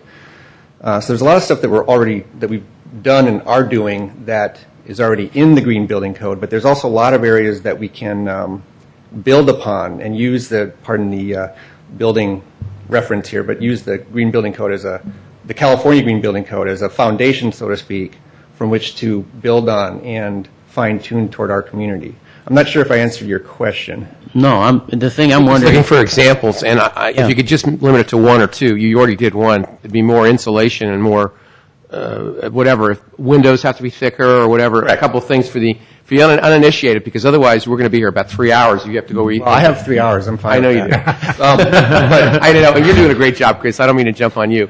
It's just going to be tougher to build, is what it's going to be. It's going to be not tougher, but it's going to be more intense on getting. Well, you explain it. What am I saying? It's not necessarily tougher to build, because there's a fair amount of education that's already occurred out there. But first of all, to answer your question. One area of the Green Building Code would be enhancement in the realm of energy. Use less energy with the built environment. Another one would be use less water. I'm speaking in layman's terms. Mm-hmm. Fixtures that are more energy efficient. That kind of stuff. Reflective roof material. Those are just 3 examples of what would be or could be incorporated into a San Carlos specific green building ordinance. So, is it fair to say that with a green building ordinance, you're, at least initially, it sounds like you would be limiting choices that a homeowner could make, for instance, or a building owner could make? Not necessarily. Not necessarily? No, not necessarily. There's an argument for that, though. Yeah. If I can interrupt just a moment, just to give an example. For instance, even now, with Title 24, the types of lighting you can put in to a home are limited, especially when it comes to kitchens and bathrooms and that sort of thing. Exterior lighting, same thing. It's limited what you can do because of the codes that have come along over the years. You know, I've been in this industry for for nearly 20 years, and I've seen a lot of changes. You can't even, heck, the type of toilets you can put in are limited. The type of faucets are limited because of water usage and so forth. Right. Quite frankly, I'm wondering how much more we can do. We put in, R13 insulation in the walls, R21 in the ceilings, in some cases R30. The complexity of trying to work out details where you can actually get the insulation in place and plus get in the ventilation that's required, it gets a little cumbersome. And I think you can detect from me, I'm getting showing a little resistance on this, because it is making things more complex and more costly. There's that can probably be presented to you in the next phase, which would be the cost. What's the word I'm looking for? There we go. There's a report from Gable and Associates that shows the cost effectiveness, is what I'm trying to say here, of green building projects. And yes, in certain instances there is an upfront cost, but then the idea is to look at the life of the building and have that be, through simple things like you just mentioned, more efficient windows, more insulation, better efficient HVAC units, and so forth. Over the course of time, that home will use less energy, is the argument. But there's more information that will be presented in that realm later. This is really just a flow chart of the means to get there, so to speak. Okay. Anything else, Mr. Bogat? Yeah, just one more question. I think we asked this before when we looked at this initially. We can either go ahead and be forward on this ourselves, or we could not spend the $15,000 or whatever in staff time. And the state's coming along on this. It's just we're getting ahead of the state. First of all, the $15,000 is really that ballpark has been shrunk to that number. I think we started at 10,000 to 100,000. Finally, we just said, well, what do we have? Right. We don't have anything, quite frankly. So we're throwing that out as I believe a high-end ballpark figure of what it will take to get this going. Yeah. And that's actually even including outreach pamphlets and so forth. It does not have to be an arm and a leg to get this going, especially for a community that doesn't have an arm and a leg to give. Okay. Anything down there? Any questions? Okay. Hear a motion then? Mr. Mayor, move to authorize execution of the implementation plan of the San Carlos Green Building Ordinance. Second. First and second, roll call. Councilmember Ahmad? Yes. Councilmember Grisilli? Yes. Councilmember Grocott? No. Councilmember Klein? Yes. Mayor Royce? Yes. Okay, 9F. We have a discussion of proposed mandatory commercial and multifamily residential recycling program and direct staff to prepare an ordinance for council consideration. And our presenter will be Mr. Moore. Thank you, Mayor and members of council. As the staff report indicates, in 2008, the state, as part of its AB 32 regulations, indicated that by 2011 they were going to mandate commercial recycling throughout the state. Subsequent to that, SBWMA board members and recycling subcommittee put together a program to pilot a proposed mandatory commercial and multifamily residential program in one large city, San Mateo, and one small city, San Carlos. As the staff report indicates, we've done a considerable amount of outreach with the assistance of SBWMA and their consulting staff, both from July to September of last year, and then again in January and February of this year. And there's copies of the comments and the attendance in the staff report. You also note that subsequent to that process, we have received a letter from the Chamber of Commerce Board unanimously adopting this concept and suggesting that the city move ahead. We've also received some comments from San Carlos Green, which are also attached. The purpose tonight is to talk to the council a little bit about this concept, to get some reactions from you, and in particular, some of the program elements that we show on page 2 of a proposed ordinance. The staff's thinking is that if this concept is acceptable to the council, what we would propose to do is draft an ordinance of a program of this type and bring it back to you later in the year. One of the things that we are considering here is that, as you probably recall from the discussions about the new franchise for solid waste collection with Recology, they are going to start a so-called recycling blitz on July 1st of this year, and they're going to start full single-stream recycling service early next year. Staff's thought is that it would be very beneficial to time this particular program so that the ordinance could have an effective date around July 1 in terms of voluntary compliance when the blitz starts, and then to go into full implementation early next year when the single-stream recycling starts. In terms of commentary that we received at the meetings, some folks indicated that they were in favor of the city's proposed multi-year phase-in of this particular program, whereas other individuals thought they'd like to see a faster ramp-up. The reason that we, in this particular ordinance, are proposing both a multi-year phase-in, we'd like to start out the program at a measured pace and move it along, and also we're focusing on accounts with 2 or more cubic yards because that's the bulk of the commercial and multifamily material. There was also some commentary about whether or not it made sense to follow the lead of some communities who are talking about not only having a program of this type for both commercial but also for residential accounts. Staff's feeling is that since we have pretty good participation in San Carlos among single-family residents, we're in excess of 58% at this point. While we certainly could expand it at some point to residential, we really don't see the need at this point in time, so we're not recommending that to you. And then one other point I'd make before taking questions and comments is that the state has indicated to us that if cities such as San Carlos, San Mateo, and others implement a local ordinance, they will accept that in lieu of having to follow the state ordinance. And so much as we've done, as the council knows, in a number of our other green initiatives, staff believes there's some real powerful advantages in designing our own program because we can obviously then control who's covered, who isn't, how it's phased in, the timing, et cetera, rather than pretty much just following whatever the Waste Management Board and the Air Board might come up with early next year. And indeed, in my discussions with the Chamber of Commerce, that was also a very attractive element of this concept to them as well. We have talked to the state. I think, frankly, there was a little disappointment at first that we weren't following their ordinance, and I told them we were taking them up on their offer of doing our own. But I think that they're watching with interest what we're doing because, again, there are only a small number of cities at this point that are doing a program of this type.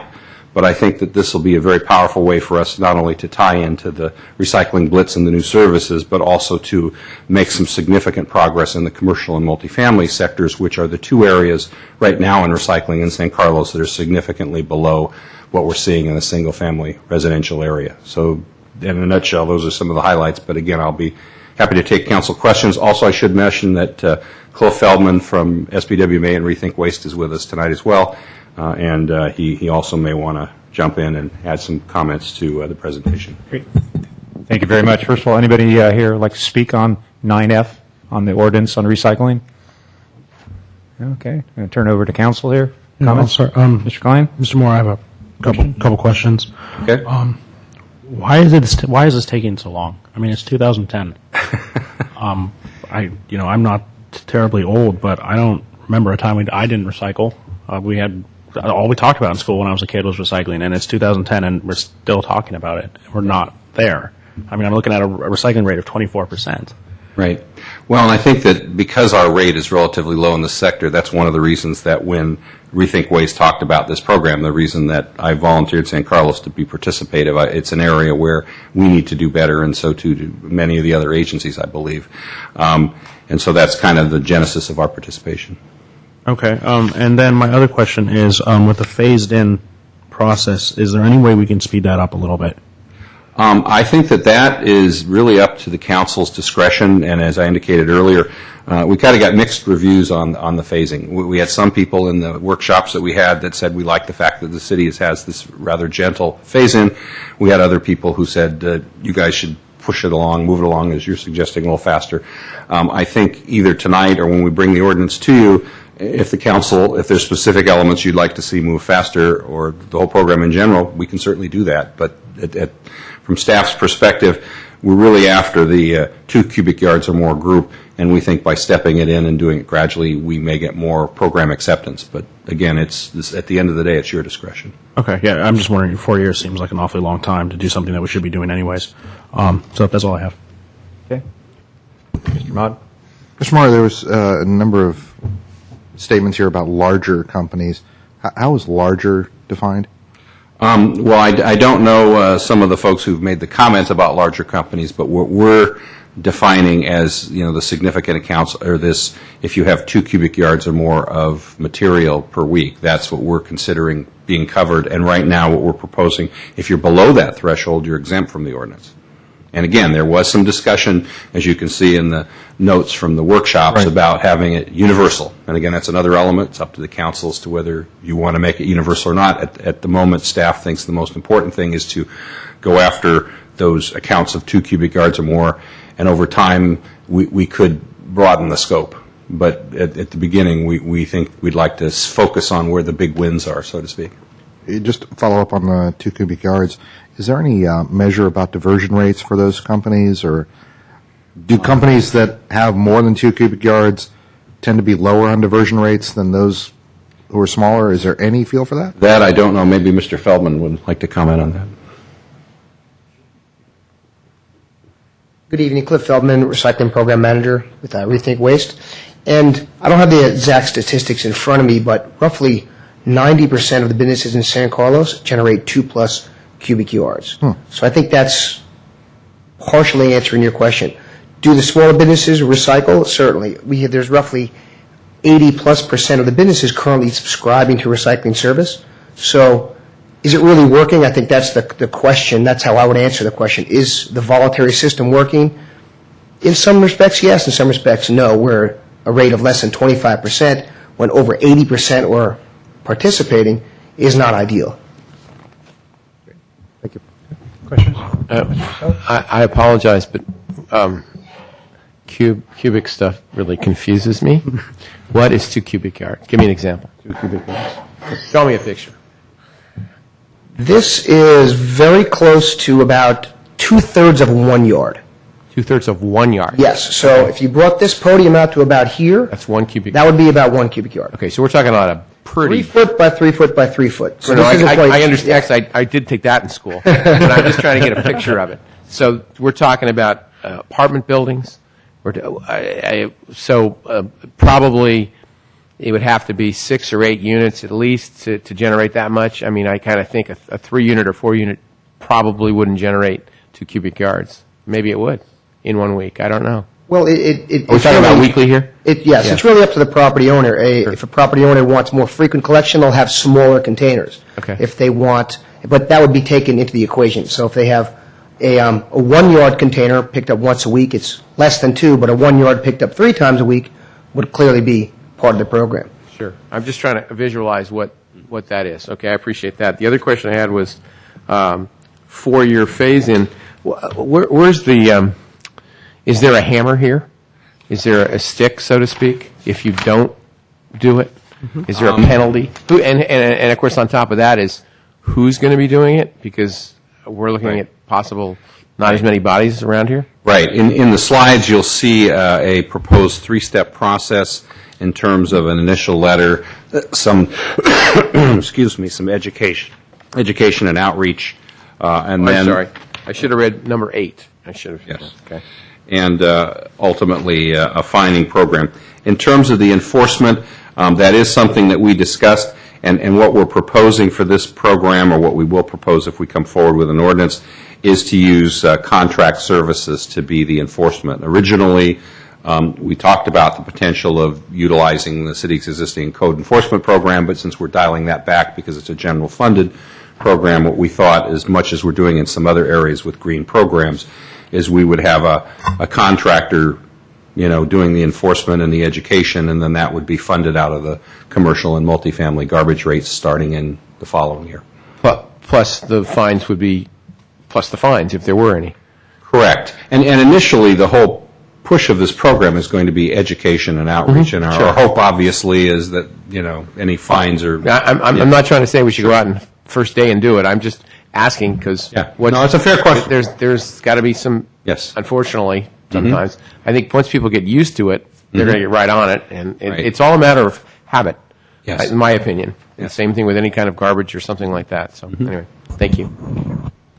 Anything else on 9F? Mr. Kirkland? Yes, actually, Mr. Grisilli's questions kind of paved the way for my own, because the thing that I was thinking about, well, I'll ask the broad question first. That is, it talks about under background, CARB being involved in this and reducing greenhouse gases. Can you explain to me how recycling reduces greenhouse gases? Well, actually, in the context of greenhouse gases, methane is one of the most intense of the greenhouse gases. And so that's one of the reasons, for example, when we brought to you a couple months ago the city's climate action plan, some of the measures that were related to recycling and solid waste collection actually had the highest benefit in terms of bringing down the city's carbon footprint, because those are the ones that if you can divert and compost material, you're not generating as much methane by not burying material at the landfill. Is there any stats on all that? Like how much recycling goes on to reduce how much methane and... The statistics, the main reason why the Air Resources Board decided to include mandatory commercial recycling as a mandatory measure to meet their climate action goals is because 80% of the waste generated in California is from the commercial sector. So that's the biggest contributor. As far as greenhouse gases go, methane is, just to put it in kind of a simple term, 22 to 23 more times a more potent greenhouse gas than carbon dioxide. So methane, the primary place it's generated is through landfills, through the decomposition of organic waste in the landfill.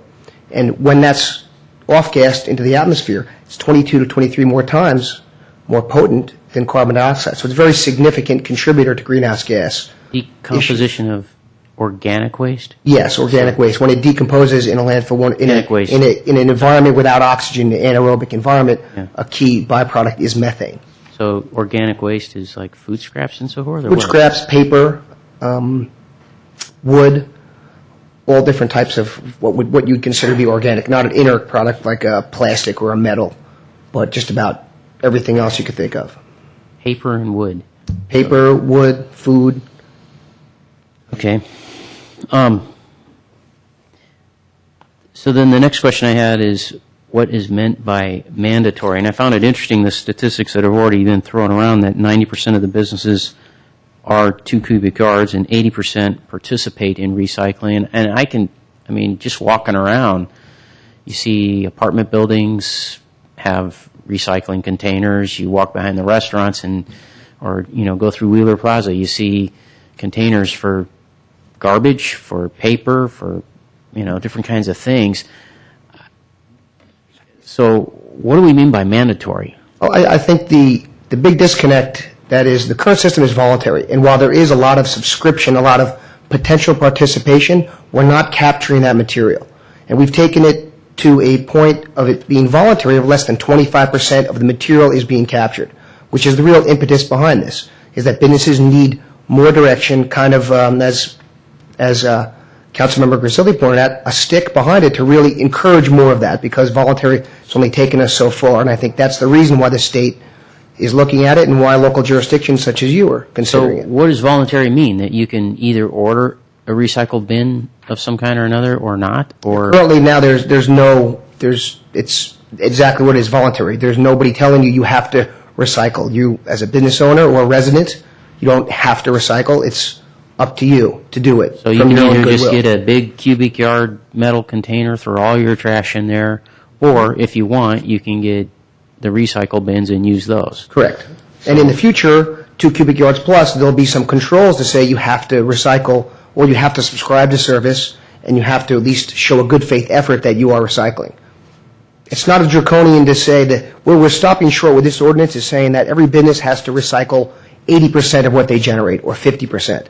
No, what we're not putting a number on it because the administrative burden of that would be dramatic. What we are saying is that they have to make a good faith effort to recycle.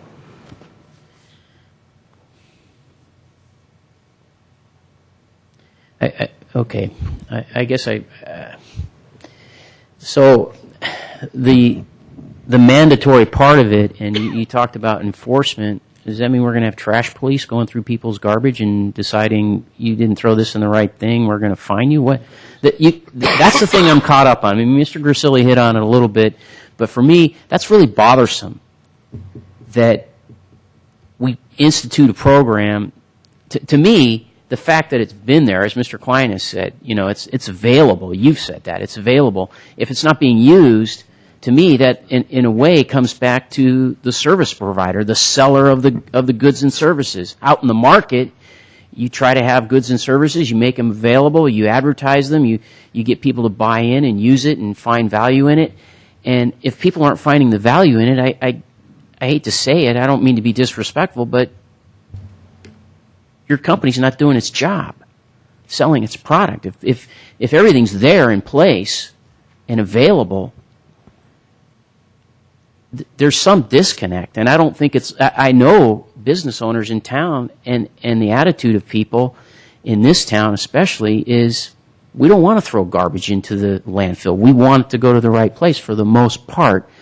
And I don't know, I guess this mandatory part and this thing about fines really bothers me. If this was just, hey, we want to educate more, we want to make it more available, we want people to use it more, I'm on board with that. But if we're going to have a service and a rate increase, and essentially the ratepayer is buying the gun that's going to be put to his head, no, thank you. That's not the way I see it. Yeah. Let me make a couple comments through the chair. We have had, as Mr. Feldman indicated, a voluntary program for a number of years. Initially, we did see some growth till we hit around 24-25%. It's kind of been flatlined ever since. I think the result of that is not that inconsistent with what we see around the county and in other parts of the state. And I think that is one of the reasons that the state is now on the verge of mandating this.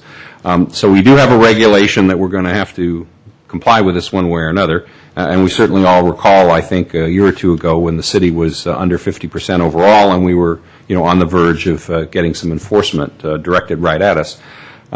It seems to me that the attractive nature of this particular approach to the program is, number one, we get to design our own program. We get to design how it's phased in, who's covered, who isn't.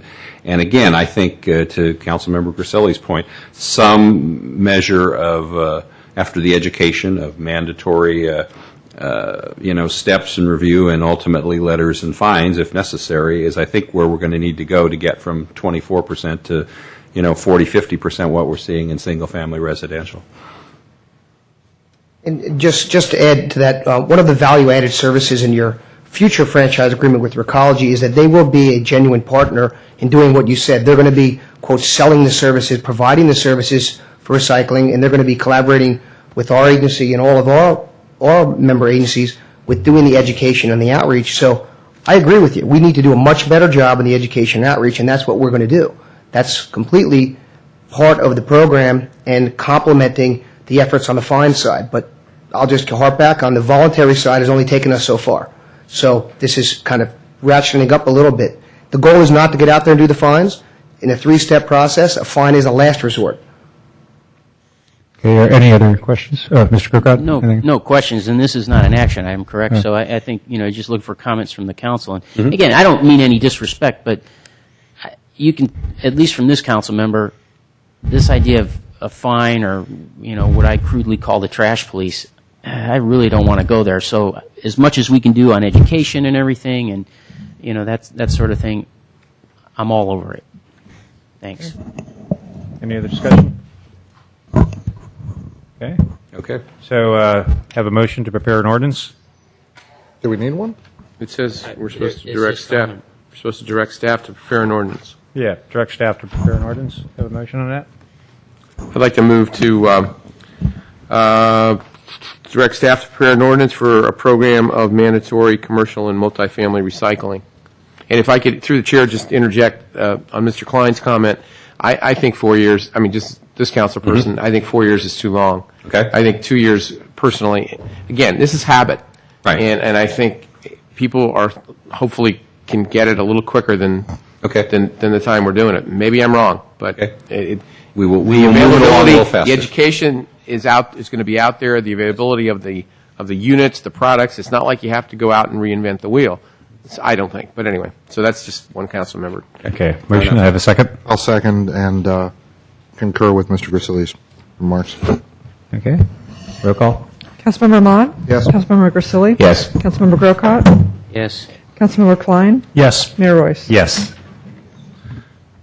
9G relates to mid-year budget adjustments and adoption of resolution. Mr. Mulvey.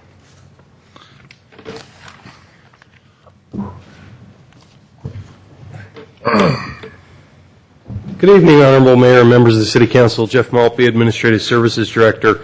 Tonight, for your consideration, is a brief report on the city's 09-10 mid-year budget review with a resolution attached for the council. Okay. Can I just ask, just because of the hour here, what's the approximate time of your presentation? I think I can cover this in about 10 minutes. Okay. Let's move. Up to you, but I'll move through it. This is the mid-year budget, so there's not nearly as much to this as the annual budget process. But we do have a few things that we actually need the council to take action tonight, which are all part of the resolution. So we'll review and discuss the mid-year budget report. We need to take action to decrease the general fund revenues by $497,000.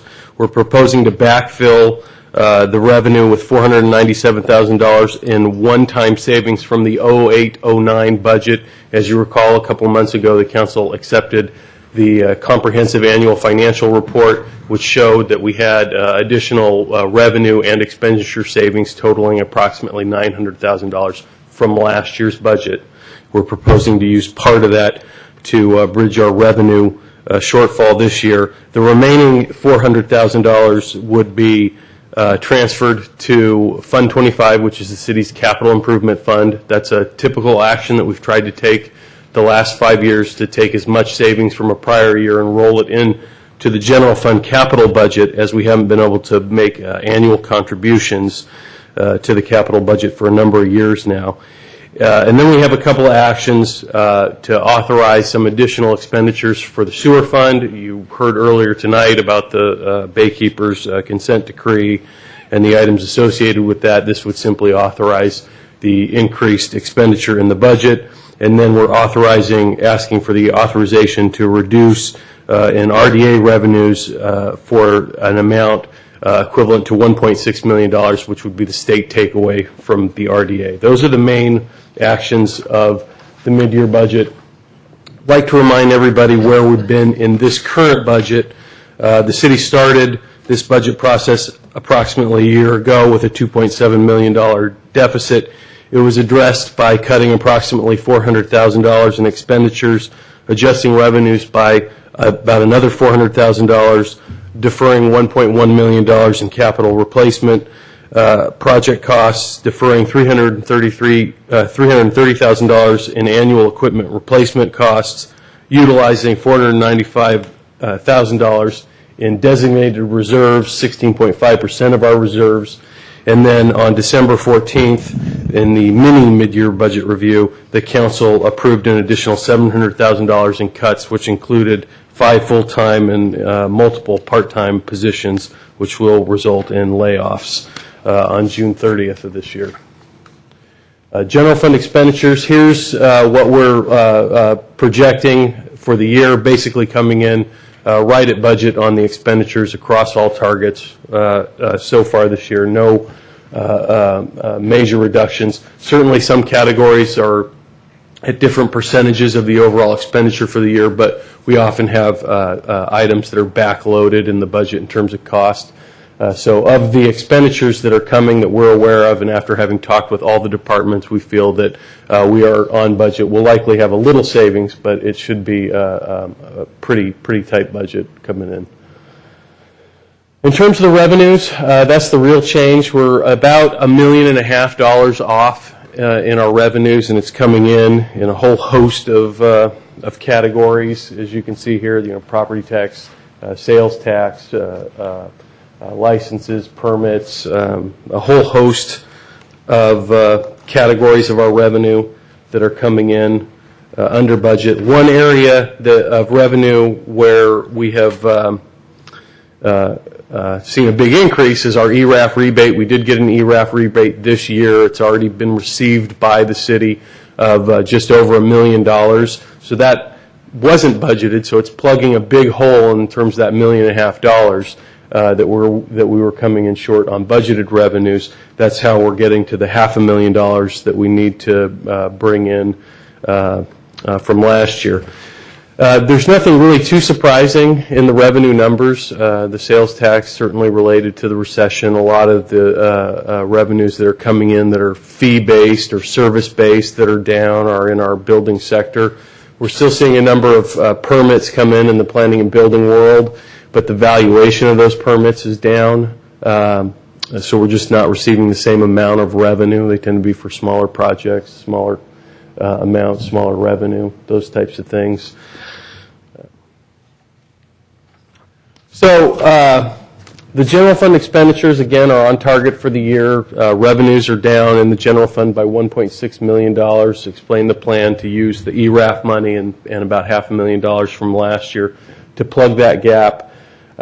Sewer fund I won't cover again. RDA, I'd just like to mention again, because this is another example of the state trying to take quite a bit of money and resources from this city to help with their own budget problems, as opposed to solve their problems with their own money and programs. This may happen, it may not, but right now we're anticipating that we'll set the money aside for it. And then we list the remaining fund balance of $17 million in the RDA, and that includes all the bond proceeds, and we would take that $1.6 million out of the bond proceeds, as we've had a bond council and RDA council conclude that would be a legal expenditure. So just in conclusion, a couple other points. We did include in the staff report information on reserves. We plan on providing some more detailed information as part of the budget process. That was a strategic planning item. We also included an attachment which showed approximately $500 million in infrastructure replacement costs. We're going to flush that out a little further and likely include that as a new section of the new annual budget.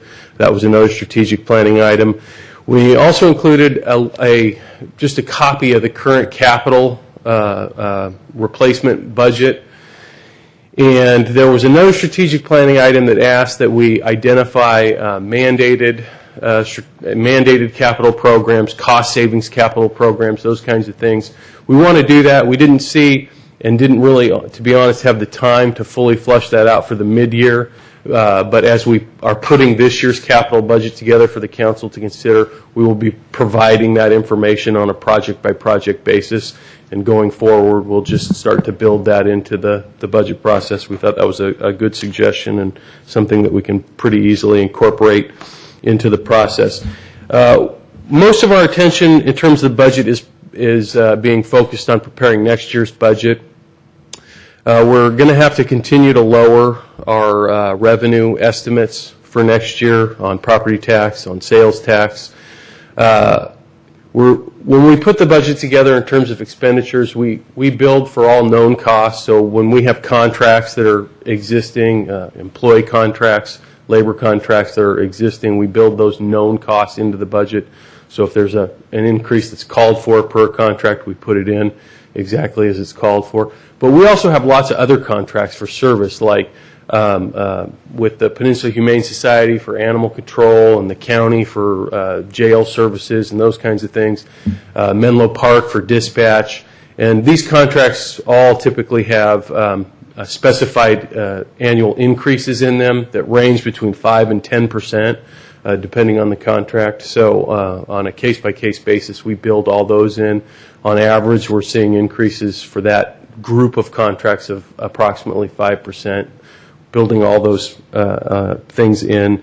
We're anticipating only about 1.5% next year for inflation. That may, or we're in a little bit of a difficult cycle right now to predict what the next year's going to do. I think inflation could potentially be a lot higher, but right now it's still holding, and we'll see for how long. And we're reviewing all the existing programs and services with the departments to bring forward, talking about having an expanded discussion with the council and the public on the services we provide during a weekend, and sort of expanding the study session to get more public input on the budget from the council and from the public. And that's really where we're at in terms of the budget process. I'll be happy to answer any questions. Rebecca Mendenhall, the city's finance officer, is also here to answer any questions. I know the city manager. I'd be glad, and there's a number of department heads here as well if you have any specific program and service questions about their departments. Thank you very much. Anybody would like to speak on this item? I don't have any speaker cards. Okay. Yeah. Okay. Council questions, comments? Mr. Grocott, start there. Thank you. I have a couple of questions. Mr. Malpe, when I look at page 7 and I look at the chart under item 3, so I'm in the most right-hand column for fiscal year 2010 adjusted budget, and I go down through there, and I see the 497,605, which I understand to be the difference between, if you take the revenues minus the expenditures, now you're in the negative, so you do net transfers. That covers part of it, but the 4.8 million basically of net transfers covers some of that difference between the 23 and the 28. And it leaves you behind by 497,605, right? Correct. Okay, so why aren't we doing 497,605? We're only doing 497,200. So the 405 that's shown over there to the left, where's that coming out of? End of year balance? The 405 that's on the left, adopted. Yeah, if you see the 497, right? There's a 497,605. There's a 497,200, which is what you're asking to. Yeah, I see that. That actually, to be honest, looks a little strange to me. Because so I'm looking at what the ordinance is, and it's saying, can we take 497,200? I mean, we're only talking $400 difference, but the ordinance that you're asking us to pass tonight says, can we take 497,200 out of last year's savings and use it towards this year's revenues? Right. And the council says, okay, but why aren't we asking for 497,605 instead? Since that's the figure, that's the difference, in your budget there. Right. Well, it looks like we've got some anticipated savings, I guess, from the adopted budget version versus the adjusted budget version that's going to make up the difference of $405. But to be honest, I mean, that's really putting, too fine a point on it. Yeah. Even at 497,200, there's no way that we'll bring the budget in exactly on target. So. Okay. Well, when I was reading the report and I'm trying to follow this, why is this different? And I suppose that there is a difference in here too about on page 2 where it says there's a paragraph down there on the bottom of page 2, and it says expected revenues 2.4%, 585, and it's a different figure than we see elsewhere in the report. I guess it was just an earlier figure or something. Do you see that? Yeah, I see that. I've got fourth line there. There's always so many things going on in these reports.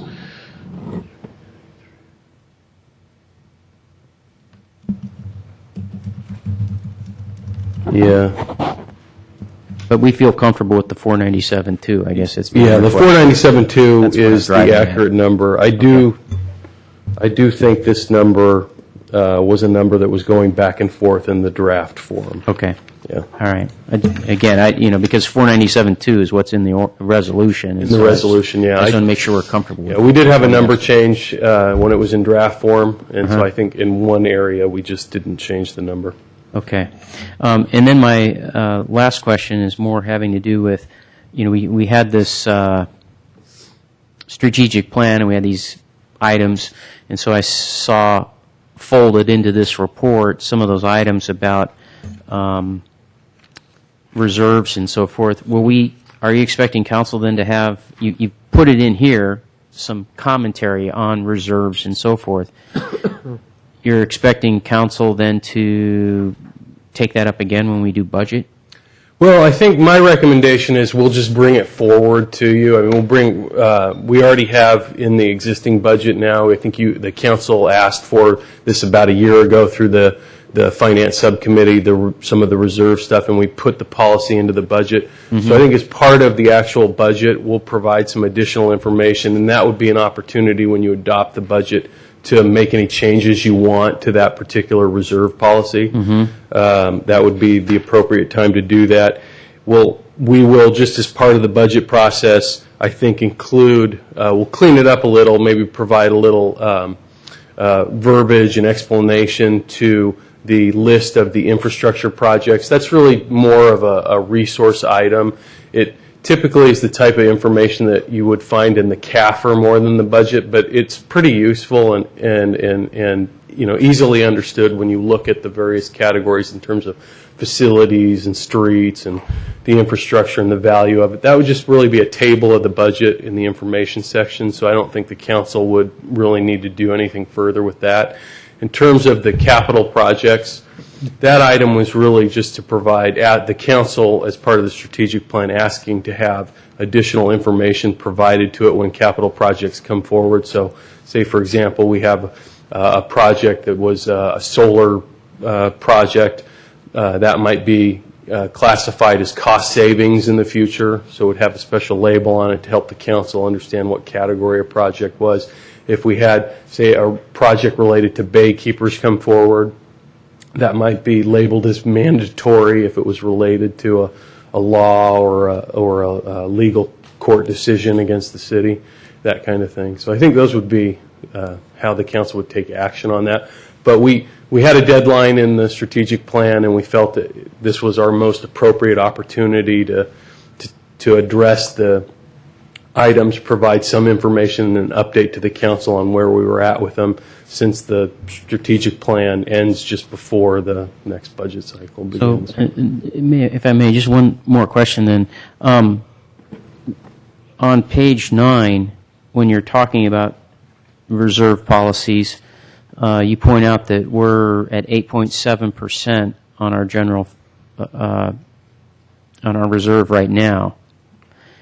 And it seems to me to bump that up to 10%, which was one of the goals from strategic planning, that would take $364,000. Now, if we took that out of elsewhere, I saw we have, I don't know, 41 million that we draw out of that's invested and so forth. Yeah, but that's all part. I'm sorry. What's the harm of taking $364,000 and putting it in the general fund reserve? Because it's not, and saying, there it is, it's in the reserve, we use it if we have to, but there it is. It's not restricted or anything, it's just there, right? Well, and it gets invested just like everything else. It's restricted in terms of the council puts restrictions on it, but it's not. There's no legal outside legal restrictions on the money once it's in the economic uncertainty reserve. You're certainly right. I mean, we have 41 million would be a misnomer. I mean, that's all the funds and all. It's RDA. Right. That's everything. Right. But in terms of the city's unappropriated fund balance, and I don't have it right in front of me, but it's several $1 million. Mm-hmm. You could certainly take $300,000 out of the existing unappropriated fund balance for the general fund and plug it into the economic uncertainties fund. I think that's likely to be a recommendation you see or some related recommendation you see as an option come forward from the staff as part of next year's process. But if you simply wanted to ask staff to shift some of that right now, we could do that. It's just a recording, right? It's not, money doesn't really move from one account to another or anything like that, does it? Well, it actually does. It And, does. You know, it would be recorded in the financials that way Right. and everything. But you're correct in terms of but it's a council restriction that's being placed on the money, so the council could always move the money elsewhere if it wanted. All right, thank you very much. Anybody else have any questions, comments? Okay.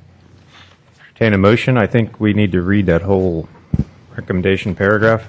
Or just this resolution? Resolution, you got one there? Okay, great. That's even better.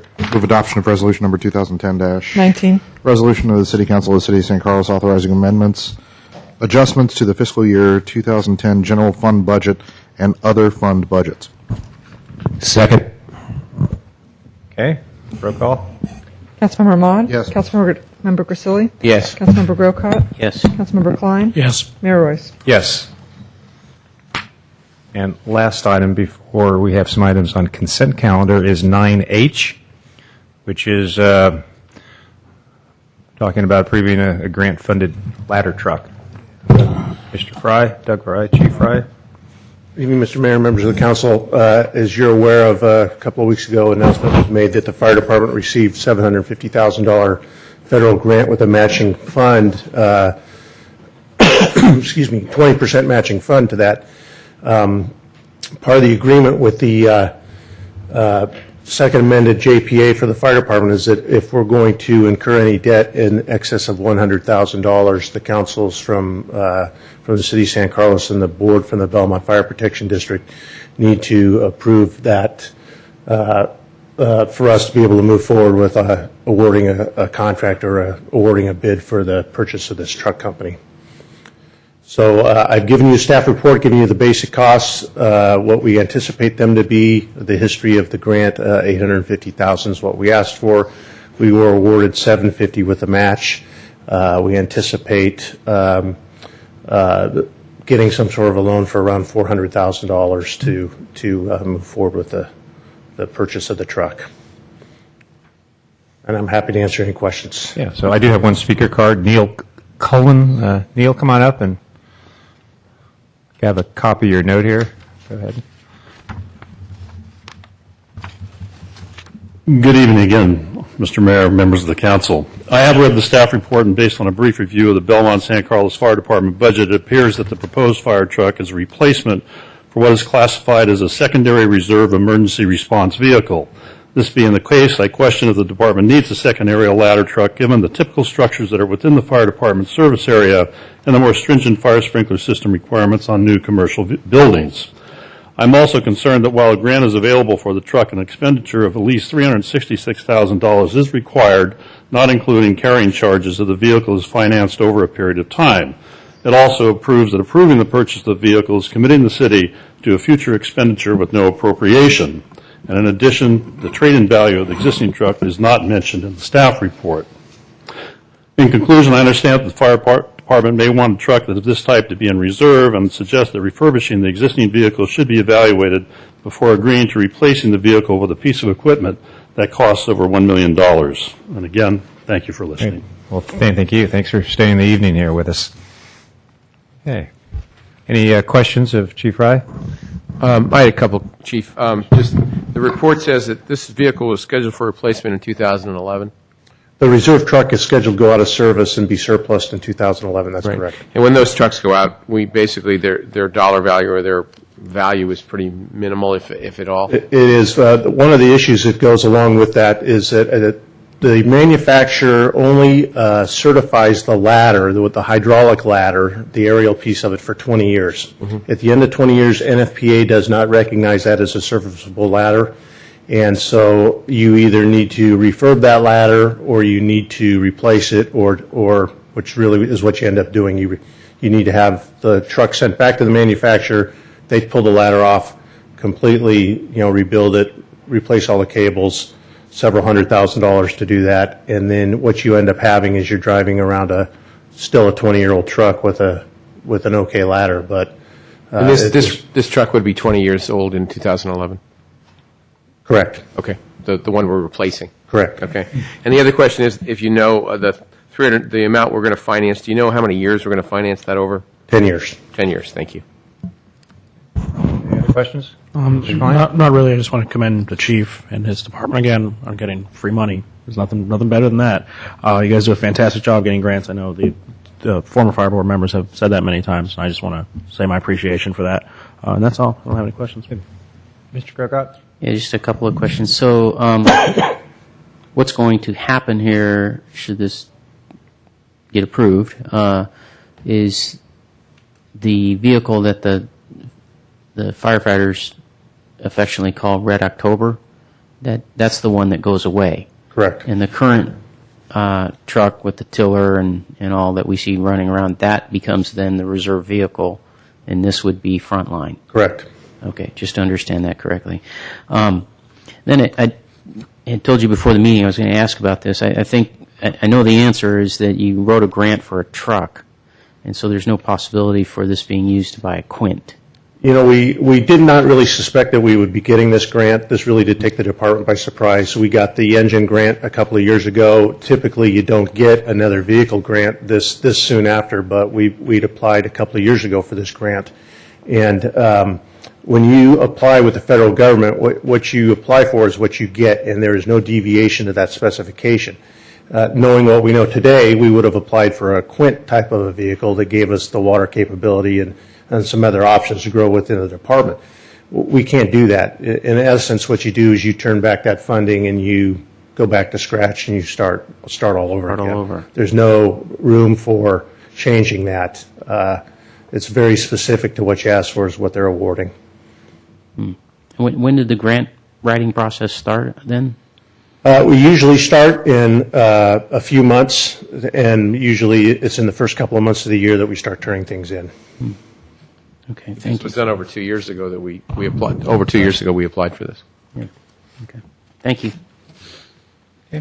Through the chair, I'd like to make a motion to authorize the fire chief to take this bid to the fire commission for approval. Second. Second. Roll call. Councilmember Maude? Yes. Councilmember Grisilli? Yes. Councilmember Grocott? Yes. Councilmember Klein? Yes. Mayor Royce? Yes. Last item on the agenda is the consent calendar. Matt, can I just ask you to lead us through Through the chair, I apologize, Mr. Mayor. Add some time. I'm going to make one motion, but this will be the last motion I vote for or make, that we go on to approximately 10 minutes to 11. Second. Okay, all those in favor? Aye. Opposed? Okay. Right, let's go through these.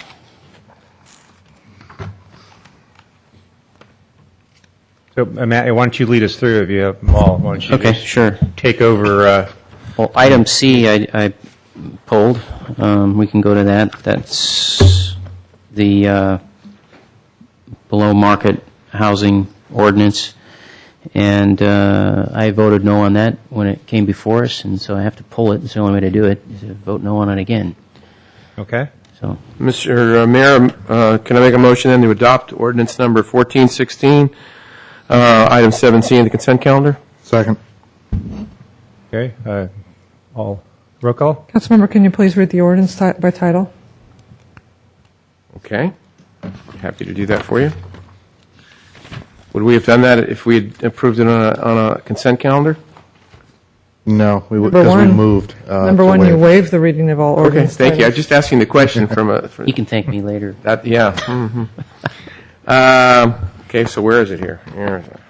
This is Mr. You want me to do Ahmad's. it? Yeah, you do it, Mr. Ahmad, please. Ordinance number 1416, an ordinance of the City Council modifying the San Carlos Municipal Code, Chapter 18.200, below market rate housing program, adding San Carlos Municipal Code, Chapter 18.204, affordable housing incentives. Thank you for helping me. No problem. Councilmember Maude? Yes. Councilmember Grisilli? Yes. Councilmember Grocott? No. Councilmember Klein? Yes. Mayor Royce? Yes. Mr. Mayor, through the chair, just a point of clarification from the city attorney. When we are looking at the consent calendar, it is appropriate and acceptable for a member of council to note no votes and then proceed with the consent, correct? I've heard that done before. I'm not sure you have a set policy about how you approach it, because each member has a prerogative to pull an item. I've seen, though, council members indicate that they would vote no on an item if it were separately pulled up before voting on the consent to put it on the record. But it's really prerogative of the council member how they would like to approach those types of votes. Great. Okay. Thank you. Thank you.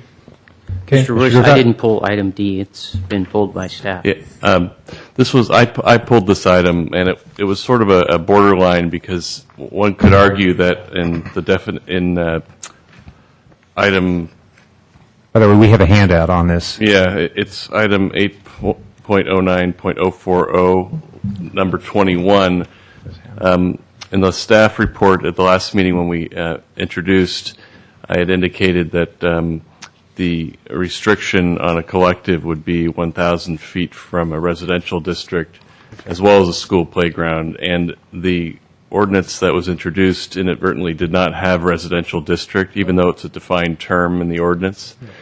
So in the interest of making sure that we introduce the ordinance correctly with that right language, I thought we'd instead, I asked that it be pulled and have you reintroduce that ordinance, and then we'll bring it back for adoption at a future meeting. Okay, so we don't need to approve that, right? We have to reintroduce. Reintroduce the ordinance tonight. Through the chair, make a motion to reintroduce ordinance number 1417, amending the San Carlos Municipal Code, adding Chapter 8.09, regulation of collective cultivation and distribution of medical marijuana, requiring licensing of medical marijuana collectives within the city of San Carlos. Second. Roll call. Councilmember Ahmad? Yes. Councilmember Grisilli? Yes. Councilmember Grocott? Yes. Councilmember Klein? Yes. Mayor Royce? Yes. Next. Okay, next item is the G? 7G. Through the chair, did we take care of E earlier? I know we talked about it, but did we authorize it? Yes. Yes. I think you talked about it, but I don't We think didn't you voted authorize on it. it. So, Move to approve. Mr. Grocott, if I can make a motion to authorize the cancellation of the March 8th, 2010 City Council meeting, please. Second. Roll call. Councilmember Ahmad? Yes. Councilmember Grisilli? Yes. Councilmember Grocott? Yes. Councilmember Klein? Yes. Mayor Royce? Yes. Nice catch. Listen, Especially at 10:30. it's a new record. Next. Moving. Go. So on our 3-year goal strategic plan, I'm looking at page B, I guess you would say. Item 4. Was that B or D? E as in boy? E as in boy. Okay. And we discussed this a little earlier because it was on the action we took to adjust the budget. But I did cloud this and noted that it talked here about prepare and present to the council a status report, including recommendations regarding city financial reserve policies and goals, and a facilities replacement reserve. And so they included it in the staff report. Sure. We didn't really discuss it very much. I don't know if it's the will of the council. It certainly seemed to be at the retreat to, really talk about these policies and set some policies and goals. I'm not sure we've done what we set out to do, even though it's marked as completed and, staff did include it in their staff report. I don't feel like we've done it the service we intended when we put it on the strategic plan. So I'm asking the council, do we want to do more work on this or leave it? So my understanding would be that at our March 2nd meeting, strategic plan, we'll go through and reconfirm that all these objectives, what the status is at that time before we redo new ones. There may be items that are considered undone that we'll be able to add back on during that day. Okay. So duly noted, you make a good point, I think. Yeah. Make sure you keep track of that and bring that up during that day. Just quickly, then the other one I only had two, that one and the top of the next page, the report, the results of the red light camera. I'm not sure we finished that up. I know we had some We had an reports on action it. item from the chief to come back after the holiday season, which is, we're probably soon, I would expect. Mr. Weiss, you have any update on the timing on that? I'm not sure that we're planning on doing an additional report based upon the discussion from the last council, but we certainly are monitoring the results. We didn't get an impression from the council that there was strong feelings towards relocating the camera, though. You wanted to wait until after the holiday season. We're monitoring the actual activity through the holiday season. We could report back on that if you'd like. Yeah, so I would expect, because there was a $90,000 per annual fee on that with 2 years left on a 3-year lease, that we do get some kind of report on where we are with volume and what the bottom line is on that. Do that. I think would be good, because depending on those results, we may, take other action with that camera. Okay. Very good. That'd be good. That's it. Good So point. I would, with that, I would move approval on the item. Okay. Second? Item 7G. First and second, roll call. Councilmember Ahmad? Yes. Councilmember Grisilli? Yes. Councilmember Grocott? Yes. Councilmember Klein? Yes. Mayor Royce? Yes. Item L is amending the RDA budget. On this item, I had questions about Calendar Associates. What we're doing here, it seems to me, is going another $80,000. Let me see. It's been a while since I read this. I apologize. Yeah, to appropriate $80,000 of RDA bond proceeds to the Old County Road Transportation Enhancement Project. And it seems like what we're doing is then amending, are we doing an addendum, I guess is my question. And we did a competitive process for the Grand Boulevard, but did we do a competitive process for this, or are we just adding this to their contract? Mayor and Council, Robert Weil, Public Works Director. We are in this proposing to amend Calendar's contract, which they competitively won on the Grand Boulevard initiative, and give them an additional assignment on Old County Road. We did not do a separate solicitation for Old County Road. Part of the reason for that is in the interest of time. We do have a grant application that's due April 22nd. The concepts are similar. They're part of the same skill set that we were looking for on the Grand Boulevard. So that is what we're asking for. So. I don't feel comfortable with that, but I understand the need because of time to move on that, but $80,000. Oh no, their contract would be $35,000. Oh, they're right. What's the $80,000 for? Well, there was a discrepancy between the adopted CIP budget and the RDA implementation plan in the amount of $80,000. There was only $20,000 appropriated in the CIP budget, but the RDA said $100,000. So rather than do it just enough to pay Calendar, I'm just suggesting that we line up the two budgets. But of that, only $35,000 would go to Calendar. What happens to the other? It stays in the project budget. We don't have a purpose for that yet. Oh. So we may spend it, we may not. Right. 35,000. Okay. Okay. Any other discussion from council? Your motion? None? Okay. Unless there's other discussion? Move approval of item 7L, Lima. Second. Okay. Roll call. Councilmember Ahmad? Yes. Councilmember Grisilli? Yes. Councilmember Grocott? Yes. Councilmember Klein? Yes. Mayor Royce? Yes. 7M is similar to an item we voted on before. So Move approval item 7M. Second. Roll call. Councilmember Ahmad? Yes. Councilmember Grisilli? Yes. Councilmember Grocott? no. Councilmember Klein? Yes. Mayor Royce? Yes. Last but not least. And similarly, 7O is an item that we voted on before. This is the rate increases for the solid waste program, and I had voted against this before, parts of it. Okay. Motion? Move approval of item 7O.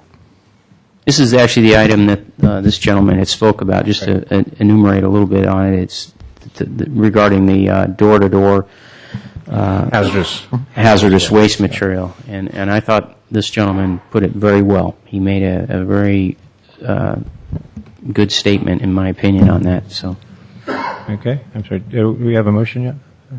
I moved. And I second it. Yeah. Okay. Roll call. Councilmember Ahmad? Yes. Councilmember Grisilli? No. Councilmember Grocott? no. Councilmember Klein? Yes. Mayor Royce? Yes. Okay. And adjournment. Thank you.